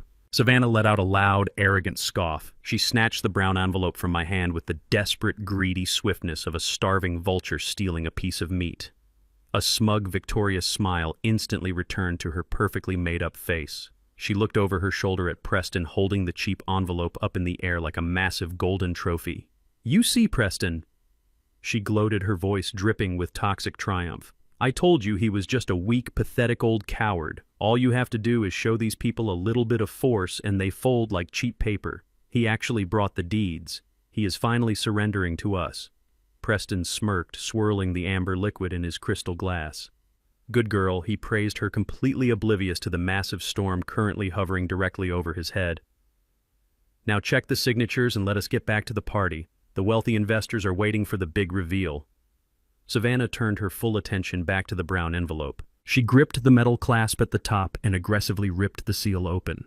The sound of the thick paper tearing echoed loudly in the quiet service hallway. It was a sharp, violent noise, the sound of a curtain rising on a beautiful, devastating tragedy. She slid her long, manicured fingers deep inside the opening. She was entirely expecting to feel the familiar texture of standard real estate contracts or the heavy stock of a certified property deed. She was anticipating the final legal document that would fund her lavish lifestyle and secure her complete escape from my son Terrence. She pinched the thick stack of folded documents and eagerly pulled them out into the harsh fluorescent light. I watched her face with intense clinical fascination. It happened in absolute slow motion. Her blue eyes eagerly scanned the top of the very first page, expecting to see the logo of a local property lawyer or the stamp of a county clerk. Instead, her arrogant, victorious eyes locked onto the heavy, terrifying official seal of the United States federal government. The smug, superior smile that had been plastered across her face did not just fade away. It instantly froze and shattered as if her entire skull had been submerged in liquid nitrogen. Her breathing completely stopped. The color drained from her skin so incredibly fast she looked like a walking corpse. She stared at the bold, heavy black text printed across the top of the page. It was not a deed to my house. It was not a power of attorney granting her control of my life. It was a massive federal asset seizure order issued directly by the Federal Bureau of Investigation and fully authorized by the Department of the Treasury. And right below the terrifying federal header, clearly highlighting the exact reason for her absolute ruin, was her own name printed in bold ink next to the words corporate espionage and massive financial fraud. Her trembling fingers fumbled blindly, feeling the weight of the undeniable reality resting in her hands. She was holding the exact legal instrument of her own total destruction, and the look of pure, unadulterated horror in her eyes was the most beautiful thing I had ever seen. Savannah stood frozen in the harsh fluorescent light of the service corridor. Her breathing had completely stopped. The heavy federal asset seizure order resting in her perfectly manicured hands was not just a piece of paper. It was a mirror reflecting the absolute end of her luxurious existence. I watched her perfectly constructed, arrogant reality violently fracture into a million irreparable pieces. Her eyes darted wildly across the bold, black ink, trying desperately to find a mistake or a punchline to a sick joke. But the United States Federal Bureau of Investigation does not make jokes about corporate espionage and massive financial fraud. The sheer weight of the truth finally crushed her fragile spine. Her hands began to shake with a violent, uncontrollable tremor. The thick stack of legal documents slipped through her numb fingers. They scattered across the cold concrete floor like dead leaves falling from a rotting tree. She stumbled backward, her silver high heels scraping harshly against the floor until her back hit the cold concrete wall. She could not speak. Her throat was completely paralyzed by the suffocating grip of pure, unadulterated terror. She slowly slid down the wall until she was sitting on the dirty concrete. Her expensive silver evening gown completely ruined her hands, clutching her chest as she gasped for air. Preston Sinclair was still leaning casually against the far wall, swirling the expensive amber bourbon in his crystal glass. He had been watching the exchange with a look of mild irritation. In his deeply arrogant and privileged mind, he assumed Savannah was just having a dramatic emotional reaction to a stubborn old man. He thought I had brought a fake deed or an outdated will to try and negotiate a pathetic compromise. He let out a loud, annoyed sigh, rolling his eyes at the sudden mess of papers scattered across his pristine service hallway. "Savannah, what in the world is wrong with you?" Preston muttered, his voice dripping with condescending impatience. "Pick up those papers and stop acting like a hysterical child. We have a room full of venture capitalists waiting for us to unveil the medical device. We do not have time for these ghetto theatrics. Get the deed from the old man and let us go." Savannah did not respond. She just sat on the floor, staring blankly at the scattered papers, her mind completely broken by the sheer magnitude of her own consequences. Preston scowled, deeply offended that his mistress was ignoring a direct command. He pushed himself off the wall and marched over to us. He set his crystal glass down on a nearby service cart and crouched down to gather the scattered documents himself. He snatched the first page off the floor, fully expecting to see a residential property deed. But his arrogant blue eyes locked onto the exact same heavy federal seal that had just completely destroyed his mistress. I stood perfectly still, watching the exact moment the powerful tech billionaire realized he was standing on a landmine that had already detonated. The first document he picked up was the official federal freeze order. It explicitly detailed the immediate suspension of Vanguard Tech Ventures and listed his name as the primary target of an active federal money laundering and wire fraud investigation. But that was not the document that completely broke his mind. That honor belonged to the second page he scooped off the floor. It was the certified debt transfer agreement I had personally executed that very morning with Richard Croft at the First Atlanta Fidelity Bank. Preston stared at the heavily highlighted banking records. They clearly proved that his massive $5 million corporate loan, the very money he used to fund his lavish lifestyle and his fake tech empire, had been completely sold. The bank had dumped his toxic debt to avoid federal prosecution. and the sole legal entity that purchased that $5 million debt was a private, anonymous ghost corporation called the Yvonne Trust. Preston's heart rate spiked so fast I could practically see the pulse pounding in his neck. His perfectly manicured hands began to shake, matching the exact same pathetic tremor that had just overcome Savannah. He frantically flipped through the pages, reading the attached bank statements that proved his company accounts were currently frozen at exactly $0. He read the aggressive legal clause that explicitly granted the Yvonne Trust the immediate unyielding right to seize all of his corporate assets, including the stolen medical patent, the very second his accounts defaulted. He realized with a sickening absolute clarity that he did not own his company anymore. He did not own his luxury cars or his penthouse apartment. Every single thing he falsely claimed to possess was now legally owned by the mysterious trust fund holding his massive unpayable debt. His entire arrogant identity was built on stolen wealth, and that wealth had just been completely evaporated by a man he thought was a senile retired mailman. The color drained completely from his face, leaving his skin a sickly pale white. Thick beads of cold sweat broke out across his forehead, ruining his perfectly styled hair. He slowly looked up from the scattered papers on the concrete floor. His arrogant, mocking gaze was entirely gone. It was instantly replaced by the wide, terrified stare of a cornered rat who suddenly realized it was locked inside a cage with a starving lion. He looked at my polished leather shoes and slowly panned up to my custom-tailored charcoal pinstripe suit. He finally looked into my cold, unyielding eyes. His brain was violently misfiring, trying to connect the dots between the fragile old man Savannah had described and the lethal federal executioner standing right in front of him. He could not comprehend how an elderly black man from the south side of Atlanta possessed the financial firepower to buy a $5 million corporate debt in a single afternoon. "You," Preston wheezed, his voice completely breaking into a high-pitched, pathetic whisper. He swallowed hard, a loud, audible gulping sound, trying to force air into his tightening lungs. "You bought my debt. The bank sold you my entire company. Who are you?" I did not smile. I did not offer him a single ounce of mercy or comfort. I slowly reached up with my steady, calloused hands and calmly adjusted the knot of my dark crimson silk tie, making sure it sat perfectly straight against my collar. I looked down at the broken, shivering billionaire kneeling on the dirty concrete floor, surrounded by the undeniable evidence of his total, absolute destruction. "I am Warren," I replied, my voice a deep, resonant rumble that echoed off the cold walls.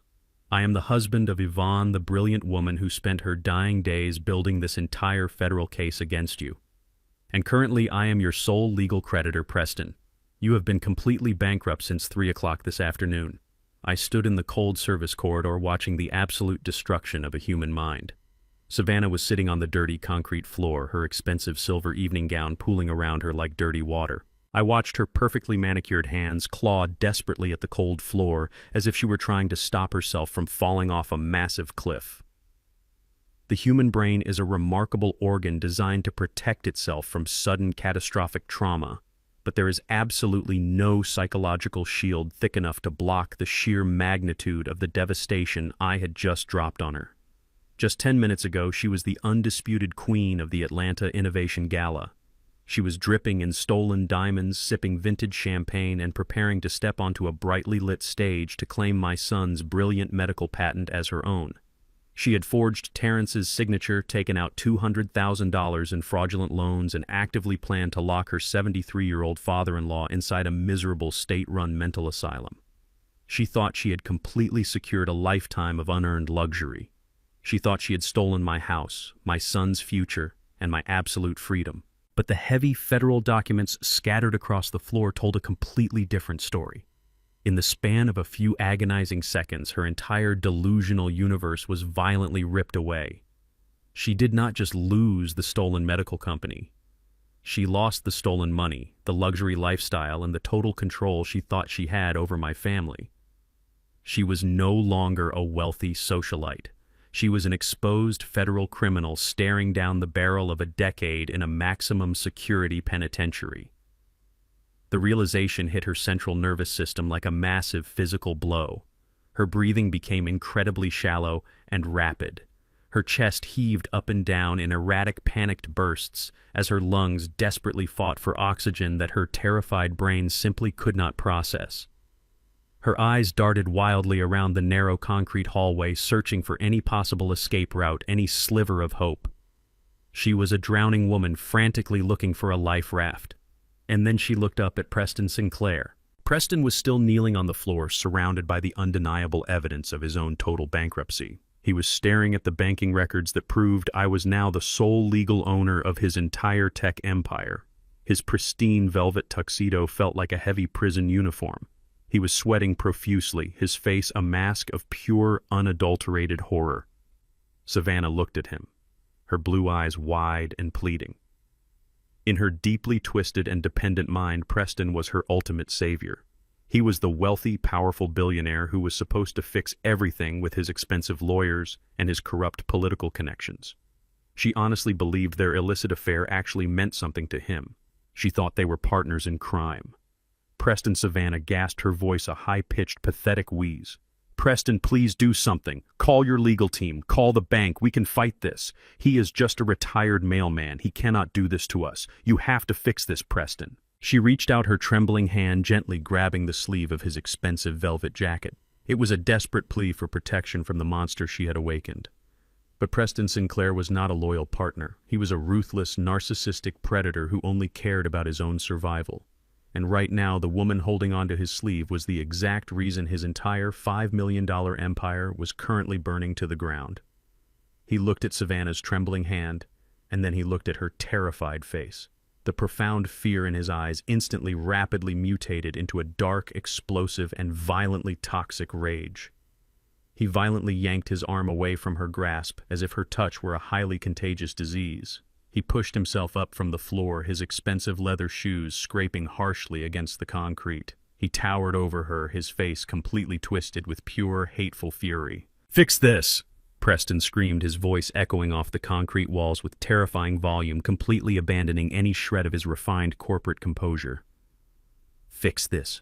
You completely ruined my life, you stupid, arrogant parasite." Savannah flinched, shrinking back against the cold wall. "Preston, you told me we were a team." She sobbed, tears of pure panic finally spilling over her perfectly applied makeup and running down her pale cheeks. "A team!" Preston roared, his hands clenched into tight, furious fists at his sides. "You told me your father-in-law was a helpless, senile old fool. You told me he was a pathetic, retired postal worker who could not even remember his own name. You promised me this was going to be a clean, easy acquisition. You literally invited a senior federal forensic investigator directly into my private bank accounts. You brought a federal executioner right to my front door." Preston did not stop there. The sheer, overwhelming pressure of losing his company, his wealth, and his freedom completely snapped whatever fragile restraint he had left. He realized that his life was permanently over, and he needed someone to absorb the physical impact of his absolute rage. He stepped forward, closing the distance between them. Before Savannah could even raise her hands to protect her face, Preston drew his arm back. He did not slap her with the back of his hand like a gentleman offering a warning. He struck her with a vicious open palm, channeling every single ounce of his terrifying anger and complete despair into the physical blow. The sound of the impact was sickeningly loud. It cracked through the quiet service corridor like a gunshot. The sheer brutal force of the slap caught Savannah squarely across the jaw, snapping her head violently to the side. Savannah let out a sharp, agonizing cry. The impact completely lifted her off her precarious balance. She was thrown sideways, her body crashing hard against the unforgiving marble and concrete floor. She landed in a tangled heap of expensive silver fabric and ruined dignity. Her designer diamond earrings clattered against the stone. I stood perfectly still, watching the two arrogant elites completely turn on each other like starving rabid dogs trapped inside a fighting pit. There is absolutely no loyalty among thieves, especially when the stolen gold completely evaporates. Savannah lay on the cold floor, completely disoriented. The physical shock of Preston's violent assault, combined with the massive psychological obliteration of her entire life, was simply too much for her biological system to handle. Her brain was completely short-circuiting. She tried to push herself up using her trembling arms, but her muscles entirely refused to obey her commands. Her elbows buckled and she collapsed back onto the dirty floor. She began to hyperventilate. Her mouth opened wide, gasping desperately for air, but her throat was completely restricted by the crushing weight of her severe panic attack. The expensive vintage champagne she had been drinking all night in the grand ballroom suddenly rushed back up her throat, mixing with the sour, toxic taste of pure, unadulterated terror. She rolled onto her hands and knees, her body convulsing violently. She began to heave, her stomach muscles contracting in painful, agonizing spasms as she retched onto the pristine floor of the luxury hotel. She was completely broken, stripped of her fake aristocratic grace, reduced to a pathetic, shivering mess. "Please," she managed to croak out between the violent spasms, her voice completely unrecognizable. "Please, I cannot breathe." I did not offer her a glass of water. Preston did not kneel down to comfort her. We both just stood there, watching her completely drown in the suffocating ocean of her own devastating consequences. Savannah let out one final, desperate, rattling gasp. Her eyes rolled completely back into her head, exposing the terrifying white sclera as her overloaded nervous system finally initiated an emergency shutdown. Her arms gave out completely. Her head slumped forward, hitting the cold floor with a dull, heavy thud. She passed out cold. Her body lay perfectly limp on the dirty concrete floor of the service corridor, completely unresponsive. The arrogant, treacherous daughter-in-law who had actively tried to throw me into a locked mental asylum was now lying unconscious at my feet, utterly destroyed by the quiet, heavy weight of the absolute truth. The psychological trauma had completely shattered her mind, and the trap I had built for her was finally completely sealed shut. The cold concrete floor of the service corridor offered absolutely no comfort to the unconscious woman. 5 agonizing minutes passed before Savannah finally began to stir. I stood completely still, watching her perfectly manicured fingers twitch against the dirty stone. She let out a pathetic groaning sound as her eyes slowly fluttered open. Her vision was blurred, and her designer silver dress was completely ruined, stained with dirt and the remnants of her own severe panic attack. She tried to push herself up onto her knees, her head hanging low, her blonde hair sticking to her sweaty face. She was desperately hoping that the crushing federal asset seizure order and Preston's violent physical assault were just the dark fragments of a horrible nightmare. But the nightmare was completely real, and it was about to get infinitely worse. Before she could even gather the strength to stand up, the heavy wooden double doors leading to the grand ballroom burst wide open with an explosive, violent force. It was not the hotel security staff responding to a noise complaint. A highly coordinated team of armed federal agents and local police officers flooded into the narrow hallway. Their heavy black tactical boots pounded against the polished floor, shaking the very foundation of the luxury hotel. Bright flashlights cut through the dim fluorescent lighting. The loud authoritative shouts of law enforcement echoed off the walls, commanding everyone to freeze and put their hands in the air. Preston Sinclair tried to make a sudden, desperate run for the emergency exit, but his arrogant billionaire status offered absolutely zero protection against federal authorities. 2 massive tactical agents slammed him violently against the concrete wall. The sickening crunch of his expensive velvet tuxedo hitting the hard stone was immediately followed by the sharp, heavy metallic click of cold steel handcuffs locking tightly around his wrists. Savannah sat on the floor, completely paralyzed by the sheer magnitude of the raid. The elegant high society tech gala happening just on the other side of the doors had been completely shut down. The wealthy venture capitalists and arrogant corporate elites were currently being held in the main room, watching the spectacular public downfall of the man who had just promised them the future of medical innovation. Savannah pressed her back against the wall, pulling her knees to her chest, sobbing uncontrollably as the federal agents secured the perimeter.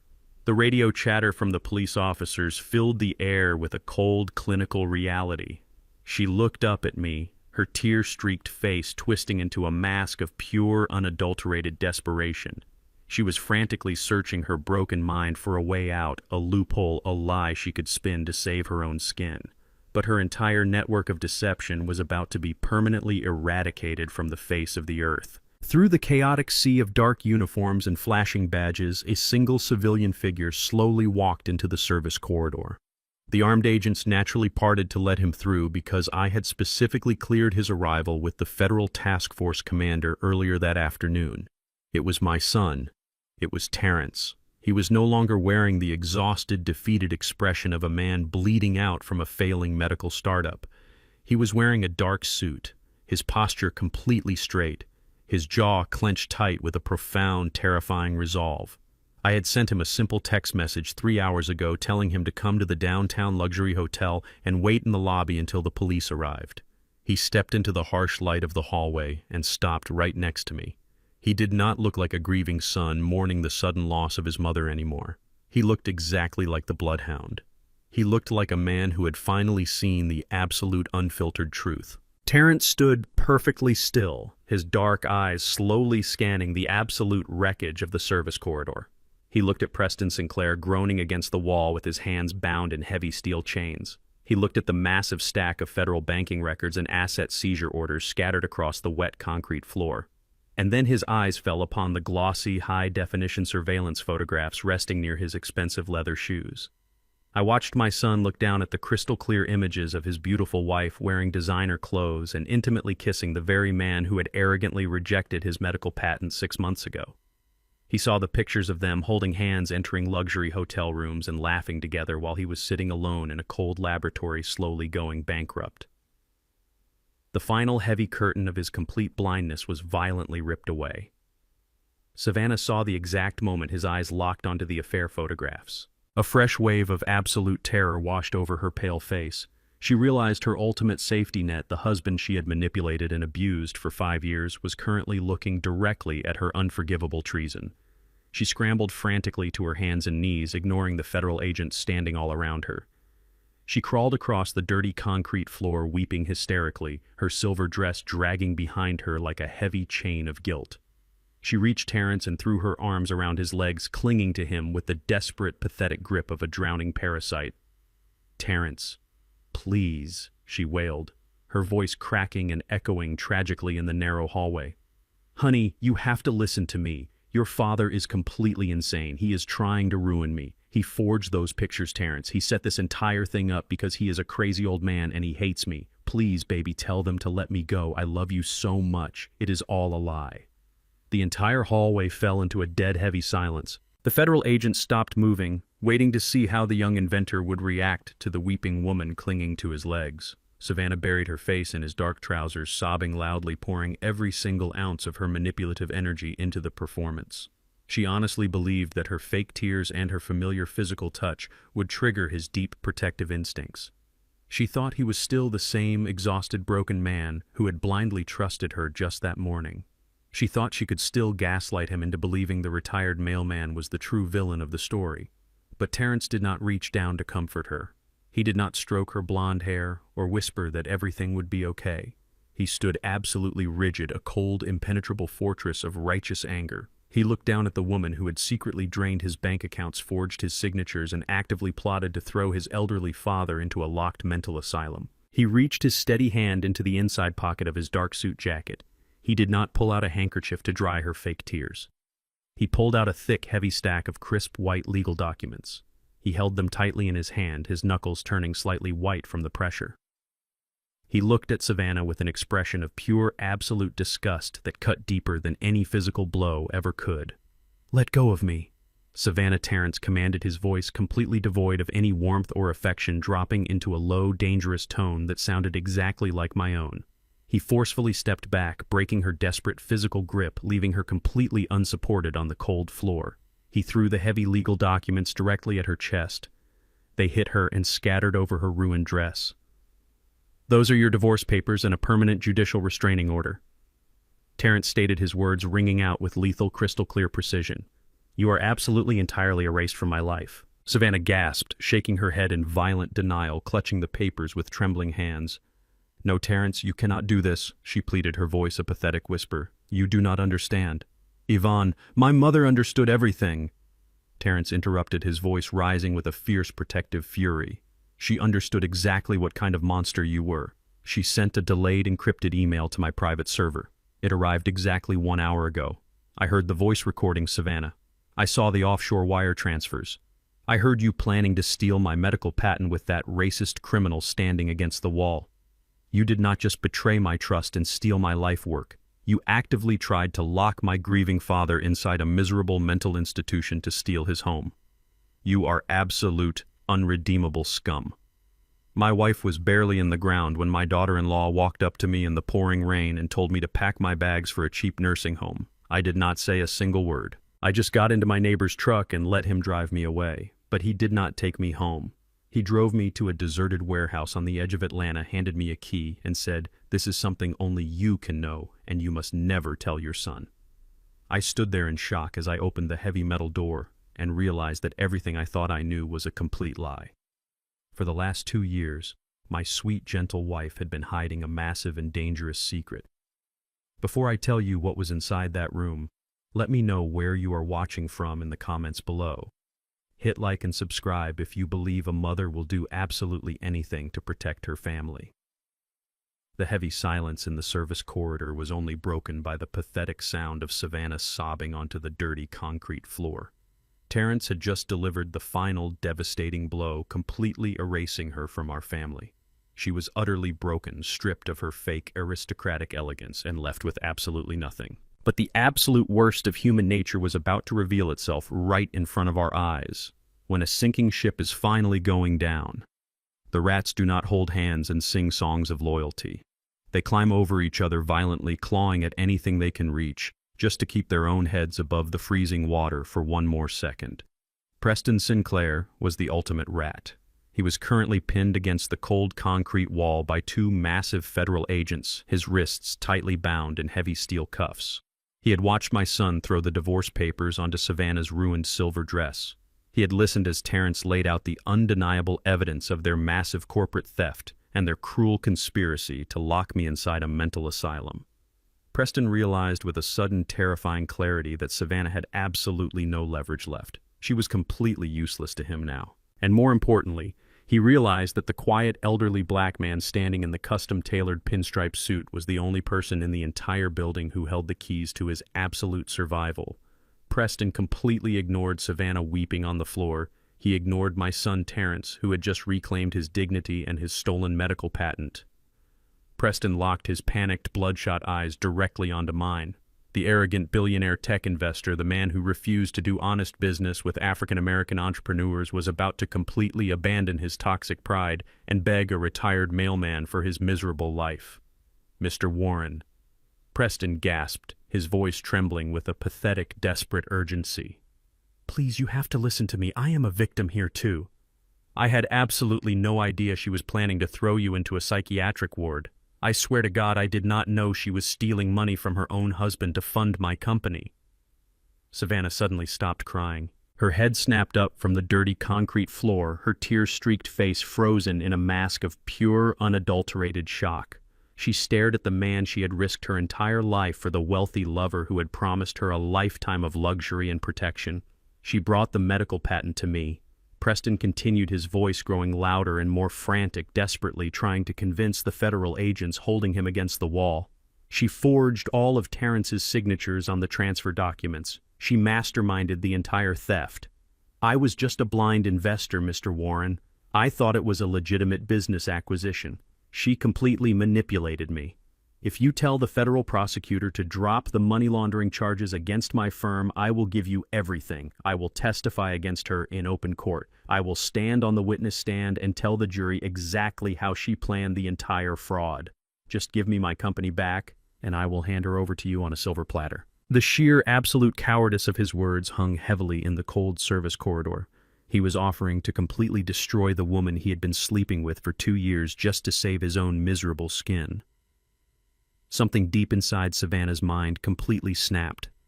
The final fragile thread connecting her to sanity was violently severed. She realized that she had destroyed her marriage, betrayed a loving family, and committed massive federal crimes for a man who viewed her as nothing more than a disposable human shield. The cold, calculating socialite completely vanished. In her place emerged a wild, feral, and incredibly dangerous animal. Savannah let out a raw, agonizing scream that did not even sound human. It was a guttural, terrifying shriek of pure, absolute betrayal and blind rage. She scrambled up from the dirty concrete floor, her ruined silver evening gown tearing loudly as her high heels slipped on the wet stone. She did not run toward the exit. She launched her entire body directly at Preston Sinclair. "You lying piece of garbage!" Savannah shrieked, her voice echoing violently down the narrow hallway. "You promised me. You said we were going to build an empire together. You made me do those things to the old man." She crashed into Preston with the force of a desperate, wounded predator. Because Preston's hands were securely cuffed behind his back, he was entirely defenseless. Savannah raised her perfectly manicured hands and began violently clawing at his face. Her sharp fingernails dug deep into his pale skin, leaving long, bleeding scratches across his cheeks and his forehead.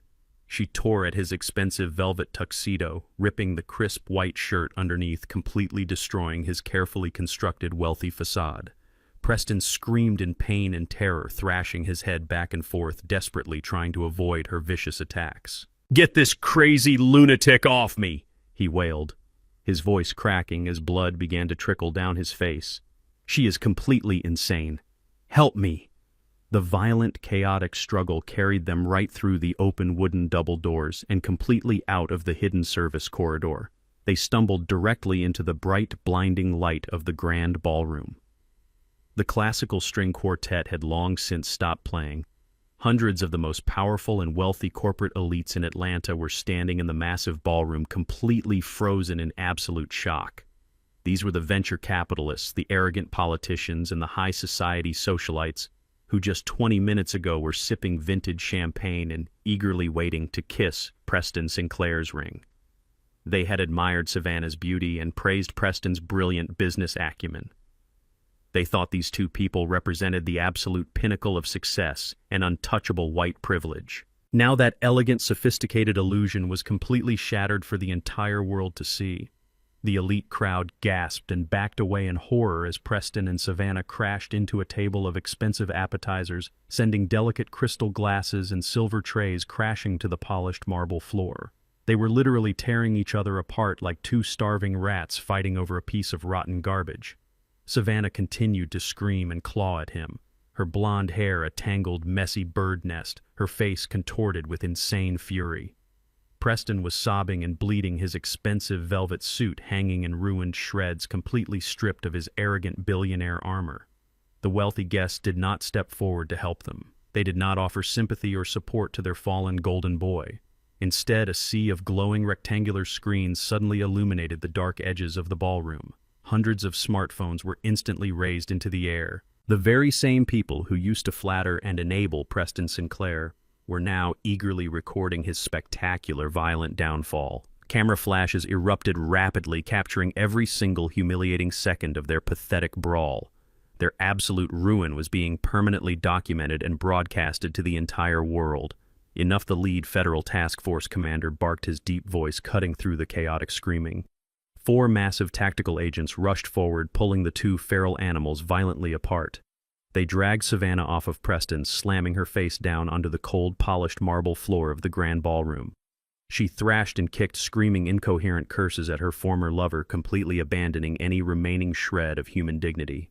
I stood in the doorway of the service corridor with my son Terrence, watching the beautiful, devastating symphony of their destruction reach its absolute crescendo. The federal agent grabbed Savannah's wrists and forcefully pulled them behind her back. The sound echoed perfectly across the massive, silent ballroom. It was the sharp, heavy metallic click of cold steel snapping completely shut.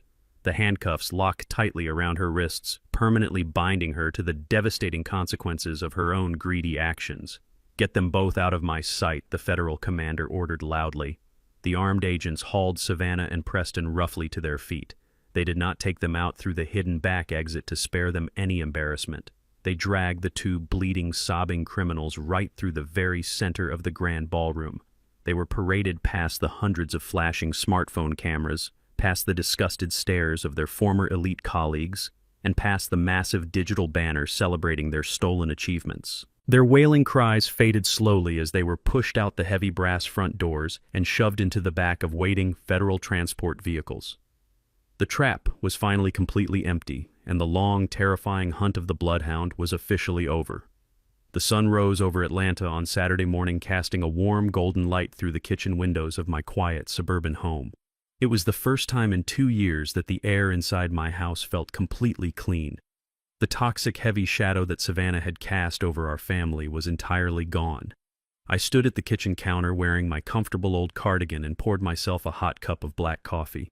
The dark roast smelled rich and grounding. Upstairs, my son Terrence was finally sleeping peacefully in his childhood bedroom. He had collapsed into bed late last night, completely exhausted after the massive emotional adrenaline of the federal raid wore off. He was finally safe. His brilliant medical patent was safe. And the woman who had actively tried to destroy his life and lock his elderly father in a mental asylum was currently waking up on a thin mattress inside a cold, concrete federal holding cell. I took a slow, deep sip of my coffee, letting the quiet victory wash over my tired bones. The house was perfectly silent, but that silence was soon broken by the sharp ringing of the old landline phone resting on the kitchen wall. I walked over and looked at the caller identification screen. It displayed a generic automated number originating from the Fulton County Detention Center. I let it ring twice before I slowly picked up the receiver and pressed it to my ear. An automated voice informed me that I had a collect call from an inmate. I pressed the button to accept the charges. Warren Savannah sobbed, her voice echoing through the phone line, sounding completely weak and incredibly pathetic. She was crying so hard she could barely form a coherent sentence. The arrogant, vicious corporate predator who had slapped my face in the service corridor just 12 hours ago was entirely gone. She had spent the entire night locked in a tiny steel cage, surrounded by the harsh, unforgiving reality of the federal justice system. She had finally realized that her wealthy lover, Preston Sinclair, was not going to send an expensive team of lawyers to rescue her. Preston was currently fighting his own massive federal money laundering charges, and he had already thrown her completely under the bus to save himself. Savannah was entirely alone, and in her absolute desperation, she called the very man she had tried to destroy. "Warren, please, you have to help me." Savannah wailed, her voice cracking with raw panic. "It is so cold in here. The guards treat me like absolute garbage. They took my clothes and my jewelry. You have to call the bank and post my bail, Warren. I know you have the money. I saw the federal documents last night. You are incredibly rich. Please, I am your family. I am Terrence's wife. You cannot just leave me in this horrible place." I stood in my warm kitchen looking out at the beautiful green lawn Yvonne had planted years ago. I listened to her desperate, pathetic begging, and I felt absolutely zero pity. I took another slow sip of my hot coffee. "Do you remember the old industrial warehouse on the edge of the city, Savannah?" I asked, my voice perfectly calm and completely devoid of any emotion. "The dilapidated brick building you and Preston planned to illegally seize and sell for quick cash after you threw me into the psychiatric ward." She stopped crying for a brief second, confused by my question. "Yes," she hiccuped weakly. "I used that exact same warehouse to completely finance the recovery of my son's stolen life work," I explained smoothly, delivering the final devastating blow to her greedy heart. "I leveraged the commercial property value of that building through the Yvonne Trust, and I legally purchased the entire Vanguard Tech Ventures medical portfolio during the federal asset freeze early this morning. The medical device you worked so incredibly hard to steal is now fully registered under a secure corporate entity owned entirely by Terrence. He is the sole supreme executive of his own brilliant creation." "No." Savannah gasped, a fresh wave of absolute terror washing over her. "You have absolutely nothing left, Savannah," I told her, my voice dropping into a cold, lethal register. "You do not have a company. You do not have a husband. You do not have a single penny of the money you violently stole from my boy. And you certainly do not have a family to bail you out of federal prison. Enjoy your new concrete home." I pulled the phone away from my ear and pressed the button, completely disconnecting the line. I cut off her agonizing screams and placed the receiver gently back on the wall mount. I did not even have time to finish my cup of coffee before the absolute final piece of the battlefield presented itself right on my front lawn. The loud, aggressive screech of heavy car tires echoed down my quiet suburban street. A massive, pristine white luxury sport utility vehicle swerved sharply and parked illegally right across my driveway, blocking the path. The heavy doors flew open, and two people marched furiously up my front walkway. It was Thomas and Martha Vance, Savannah's biological parents. They were the exact arrogant, wealthy people who had taught their daughter how to look down on the rest of the world. They were an older white couple who wore expensive country club attire and carried an unbearable sense of racial and financial superiority everywhere they went. For 5 years, they had refused to invite me or Yvonne to their lavish holiday parties. They made passive-aggressive racist comments about my neighborhood, and they treated my brilliant son like he was a hired servant who had somehow tricked their perfect blonde daughter into marriage. I unlocked the front door and stepped out onto the wooden porch before they could even ring the bell. I stood at the top of the stairs looking down at them. Thomas Vance was red in the face, breathing heavily, his fists clenched tightly at his sides. Martha stood right behind him, pointing a shaking, manicured finger directly at my face. "Where is my daughter, you crazy old fool?" Thomas roared, his loud, aggressive voice shattering the peaceful Saturday morning. "We got a call from the police department saying Savannah was arrested at a corporate gala last night. We know exactly what you did, Warren. We know you set her up. You and your pathetic son planted fake evidence to steal her company. You are going to pay for this." Martha shrieked, her face twisted with pure aristocratic hatred. "We have the best defense attorneys in Atlanta on speed dial. We are going to sue you for everything you own. We will have you thrown in a federal prison for false imprisonment and malicious prosecution. You people are all exactly the same. You are just jealous criminals trying to ruin successful families." I did not raise my voice. I did not step back. I just looked at the two arrogant racists standing on my lawn, completely blinded by their own toxic entitlement. They thought they could simply march onto my property and bully an elderly black man into submission with loud threats and expensive lawyers. I reached into the large pocket of my comfortable wool cardigan. I pulled out a thin black leather folder. I had anticipated their arrival, and the bloodhound always prepares for every single variable. I opened the folder and pulled out 3 crisp, highlighted financial documents.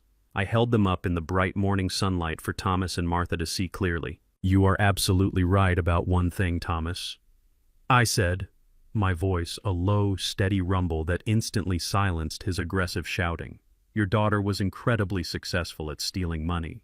But she did not just use the stolen corporate funds to buy diamond earrings and luxury hotel suites for herself." Thomas frowned, his aggressive posture faltering slightly as he looked at the official bank seals printed on the pages I was holding. "My forensic accountant spent the entire night tracking the offshore wire transfers your daughter initiated over the last 2 years, I explained coldly. "It turns out Savannah was heavily subsidizing your perfect wealthy lifestyle, using the money she violently embezzled from my son's medical startup and from Preston's fraudulent investors." Martha gasped, taking a sudden step backward as if the papers I held were highly radioactive. "That is a complete lie," she stammered defensively. "Savannah is a successful executive. She gave us legitimate financial gifts. There is absolutely no such thing as a legitimate gift when the money is stolen from a federal bank account." "Martha," I corrected her sharply, locking my eyes directly onto hers. "These documents show a direct wire transfer of $100,000 into your personal account, which you immediately used to purchase that brand new luxury boat docked at your private lake house. Another transfer of $50,000 paid for your exclusive country club membership fees. You have been living like absolute royalty on money your daughter stole from a black man." The profound, absolute horror finally washed over their privileged, arrogant faces. The blood drained from Thomas Vance's cheeks, leaving him looking like a sick old ghost. They realized they were not just the angry parents of a wrongly accused daughter. They were the direct beneficiaries of a massive federal money laundering conspiracy. Under federal law, the government has the absolute right to seize any and all assets purchased with embezzled funds. I told them, outlining their total doom with cold, ruthless precision. "The federal agents are already compiling the warrants. If you do not turn around, get in your car, and leave my property right this second, I will make one phone call to the federal task force commander. I will hand over these specific wire transfers, and I will have both of you formally indicted as active accomplices for knowingly receiving and harboring stolen federal assets. You will lose your boat, your country club, and your massive house. You will spend your golden years sitting in a cold federal penitentiary cell right next to your precious daughter." The silence that fell over my front lawn was absolute and incredibly beautiful. Thomas and Martha Vance did not scream anymore. They did not threaten to sue me or call me names. The loud, arrogant bullies had been completely and utterly silenced by the crushing, terrifying weight of their own criminal complicity. Thomas slowly turned around. He grabbed his trembling wife's arm and guided her back toward their massive luxury vehicle. They moved like broken, fragile people completely stripped of their false superiority. They climbed into their expensive car and sped away down the street, running desperately back to a home they were destined to lose. The battlefield was completely cleared. The poisonous roots had been entirely ripped out of the ground. The months that followed the spectacular collapse of Vanguard Tech Ventures moved with a quiet, healing rhythm. The federal justice system is a massive, slow-moving machine, but when it finally locks onto a target, it crushes them completely. I sat in the back row of the federal courthouse in downtown Atlanta watching the final sentencing of the two arrogant predators who tried to destroy my family. The courtroom was cold and filled with the heavy, silent weight of absolute consequence. Preston Sinclair, the wealthy tech billionaire who refused to do honest business with black entrepreneurs, was completely stripped of his custom velvet suits and his unearned privilege. He stood before the federal judge wearing a standard-issue orange jumpsuit, his hands bound in heavy iron chains that clinked loudly in the quiet room. He begged the judge for leniency, sobbing about his ruined reputation, but the judge showed absolutely zero mercy. She looked down from her high bench and sentenced him to 12 years in a maximum security federal penitentiary for massive corporate money laundering, wire fraud, and criminal conspiracy. He wept openly, a broken, pathetic man, as the armed bailiffs dragged him away. Savannah stood next, the beautiful, manipulative socialite who thought she could gaslight my son and throw me into a locked mental asylum, looked incredibly pale and entirely broken. Her blonde hair was a tangled, messy knot, and the arrogant fire in her blue eyes had been completely extinguished. The federal judge looked down at her with profound, unyielding disgust. For the crimes of aggravated identity theft, corporate espionage, and the malicious conspiracy to permanently deprive an elderly citizen of his freedom, Savannah was sentenced to 10 long years in a federal prison. She did not even look back at us as they led her out of the courtroom. The toxic parasites were finally and permanently removed from our world. While the criminals rotted in their cold concrete cells, my son Terrence experienced a spectacular and beautiful rebirth. He did not let the trauma of his disastrous marriage break his brilliant spirit. With the massive financial backing of the Yvonne Trust and the full legal control of his own medical patent, Terrence built a brand new medical technology company from the absolute ground up. He moved out of that small, depressing laboratory and opened a massive state-of-the-art research facility right here in Atlanta. I watched with immense pride as he stood on his own brightly lit stage, unveiling the revolutionary medical device that would save countless lives. He was no longer the exhausted, defeated man who had cried to me on a video call. He was a confident, powerful chief executive officer, fully stepping into the massive potential his mother and I always knew he possessed.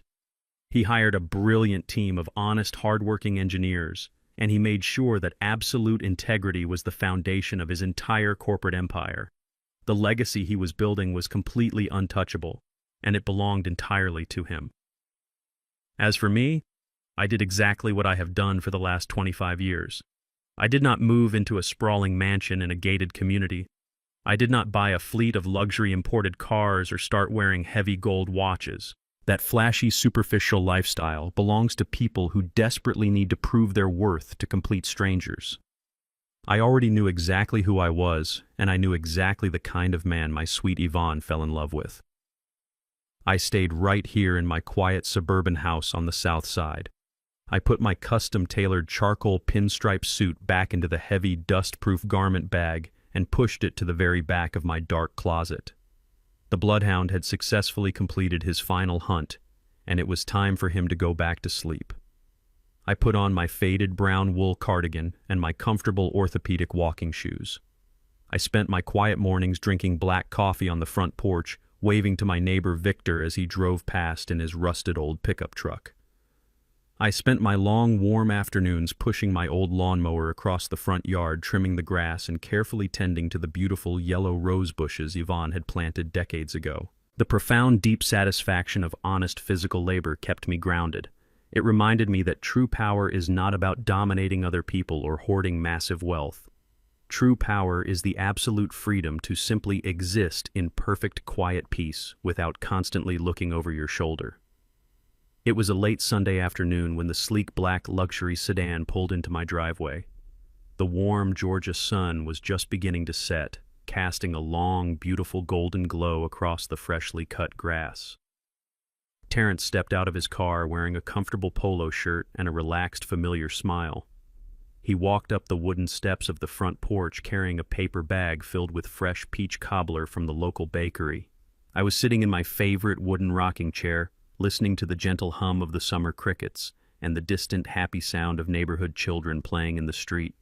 Terrence handed me the warm bag and sat down heavily in the empty rocking chair right next to me. We sat there in a comfortable, familiar silence for a very long time, just watching the evening sky slowly change from bright orange to a deep, peaceful purple. I looked over at my son. He was staring out at the quiet street, but his dark eyes were shining with heavy, unshed tears. The massive emotional weight of the past year, the betrayal, the federal raid, the trial, and the glorious rebuilding of his life was finally catching up to him in the profound safety of our shared silence.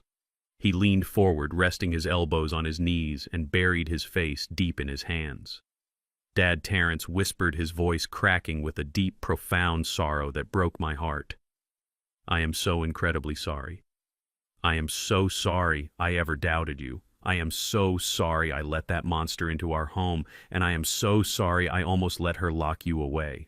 I was completely blind, and I almost lost you forever because I was entirely too stupid to see the absolute truth standing right in front of me." He began to weep quietly, the heavy, honest tears of a good man releasing a massive burden of lingering guilt. I did not interrupt him. I let him cry because I knew he desperately needed to completely empty his soul of that toxic poison. When his tears finally began to slow down, I reached out my calloused, weathered hand. I placed it firmly on his broad shoulder, offering him the warm, steady, unwavering strength of a father who had never once stopped loving him. I looked at my boy, and I gave him a soft, gentle smile. "You do not ever need to apologize to me, Terrence," I told him, my voice a low, comforting rumble in the quiet evening air. "You were navigating a terrible, dark storm, and that woman was actively blinding you to the dangerous rocks. But you survived it. We survived it, and we absolutely did not do it alone." I looked up at the darkening Atlanta sky, thinking about the brilliant, beautiful woman who had spent her final dying days mapping out an entire criminal conspiracy in a cold industrial warehouse just to keep her family safe. "Your mother protected us, Terrence," I said softly, feeling a deep, warm, comforting presence settling over the old wooden porch. "She saw the deadly danger long before either of us did, and she gave me the exact tools I needed to completely dismantle their trap. She loved you more than life itself, and she made absolutely sure that nobody would ever steal your future. Do not carry this heavy guilt anymore, my son. The dark storm is completely over. Your mother protected us, and we are safe now." It was a bright, warm Sunday morning when I drove my rusted pickup truck back to the quiet cemetery on the outskirts of Atlanta. The sky above was a brilliant, crystal-clear blue, completely different from the dark, freezing rain that had soaked my clothes on the day we put my sweet Yvonne into the ground. The air smelled of fresh pine needles and warm earth. The heavy, dark storm that had violently threatened to consume my family was completely gone, leaving behind a profound, unbroken peace. I parked my truck near the iron gates and walked slowly across the freshly cut green grass, holding a single pristine white rose in my calloused hand. I reached her headstone and stood there for a long time, just listening to the gentle rustling of the leaves in the ancient oak trees above. I slowly knelt down. My knees popped a little, reminding me of my 73 years on this earth. But the pain was entirely manageable. I placed the beautiful white rose gently against the cool gray stone right beneath her perfectly engraved name. "I did it, Yvonne." I whispered, my voice thick with emotion but completely steady. "I did exactly what you asked me to do. I found your hidden warehouse. I saw the massive, incredible war room you built while you were so incredibly sick. I took the undeniable evidence you gathered, and I used it to absolutely destroy the monsters who were trying to ruin our boy. Terrence is completely safe now, my love. He has his medical patent back. He opened his own massive research facility, and he is thriving. Savannah is sitting in a federal prison cell, and she will not see the outside world for 10 long years. You protected us, Yvonne. Even when you were dying, you were the fiercest protector this family ever had. I am so incredibly proud of you, and I miss you every single day." I rested my hand on the warm granite of her headstone, feeling a deep, spiritual connection to the brilliant woman who had shared my life for 45 years. She was a high school teacher who loved baking peach cobbler, but underneath that gentle exterior she possessed the strategic mind of a master chess player. She knew exactly how the world worked, and she knew exactly how society viewed people like us. Society has a very specific and incredibly cruel way of looking at a man like me. When you are an older African-American man walking through a wealthy suburban neighborhood, or standing in the pristine marble lobby of a high-rise corporate bank, people do not see a lifetime of achievement. They do not see a brilliant mind or a senior federal forensic auditor who used to take down global money laundering syndicates for the United States government. They look at my faded brown wool cardigan, my scuffed orthopedic shoes, and the deep, heavy wrinkles lining my dark skin, and they immediately write me off as completely insignificant. They look at the color of my skin and my humble demeanor, and they instantly decide that I am uneducated, helpless, and entirely disposable.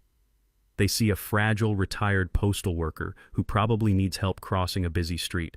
Savannah and her wealthy, arrogant lover, Preston Sinclair, built their entire criminal strategy on that exact racist, ageist assumption. They thought my quiet demeanor was a symptom of a rotting, senile brain. They thought my endless patience was a clear sign of absolute weakness. They thought they could easily forge documents, steal my son's legacy, and throw me into a miserable, locked psychiatric ward because they truly believed a black man in his 70s had absolutely zero power to fight back against their wealthy white privilege. They never once stopped to consider that the old man sitting silently in the faded armchair staring blankly at the wall was actually taking meticulous mental notes. They never realized that while they were loudly insulting me in my own living room, I was actively mapping out the complete destruction of their entire corporate empire. They confused my strategic silence with total surrender. That was their absolute fatal mistake. The invisibility of being an old black man in America is a heavy burden to carry, but if you know how to use it, that invisibility becomes your absolute greatest weapon. I let them believe their own arrogant lies. I let them think they were the apex predators hunting a weak, helpless animal. I put on the disguise of the confused, retired mailman, and I walked right past their security desks into their private offices and deep into their encrypted bank accounts without anyone ever noticing my presence. True justice is never born from loud, explosive anger. Savannah operated on pure, toxic emotion. She threw theatrical tantrums, she smashed doors with heavy hammers, and she screamed violently in hotel hallways when she finally lost control. But loud anger is incredibly sloppy. It blinds you to your own mistakes, and it leaves massive holes in your defense. I learned decades ago in the high-stakes halls of the federal government that the absolute greatest revenge is a meticulously prepared truth. You do not need to yell or scream when you have the undeniable facts resting quietly in your inner pocket. You do not need to throw a physical punch when you can completely freeze a billionaire's bank account with a single phone call. You simply let the arrogant predators build their own elaborate traps, you let them step inside, and then you quietly lock the heavy steel door right behind them. I stood up from the grave, brushing the loose blades of green grass from the knees of my trousers. I looked down at the white rose resting peacefully against the gray stone. The bloodhound had successfully completed his final hunt. The federal executioner was officially retired and safely buried deep underground. I was just Warren again. A proud father, a devoted widower, and a man who simply wanted to spend his remaining years tending to his garden and watching his brilliant son change the world. I turned away from the headstone and walked slowly back across the quiet cemetery toward my rusted old pickup truck. I opened the heavy metal door, climbed into the driver's seat, and started the engine. The old motor rumbled to life, a steady, comforting sound. I drove out of the iron gates and headed back toward my quiet home on the south side of Atlanta. I rolled down the window, letting the warm Georgia breeze wash over my face. For the first time in 2 long years, I had absolutely nothing to hide and absolutely nothing to fight. The profound, unbreakable peace had finally returned, and it belonged entirely to me. True power does not scream for attention. It waits in the absolute silence of observation. When you judge a person by the wrinkles on their face, the color of their skin, or the simplicity of their clothes, you risk underestimating the brilliant mind hidden beneath. My daughter-in-law mistook my quiet demeanor for senility and my patience for weakness. She let arrogance blind her, forgetting that the most lethal chess players never reveal their moves until checkmate is inevitable. Character is not measured by the luxury you wear, but by the integrity you uphold. In the end, those who build their empires on deceit will inevitably be crushed by the heavy, silent weight of the truth. Never mistake an old man's silence for surrender. If you enjoyed this story, please hit the like button and subscribe to the channel for more powerful life lessons. Share your thoughts in the comments below. Have you ever had to teach an arrogant person a harsh lesson about respect? Thank you for listening, and always remember, true strength whispers, it never shouts.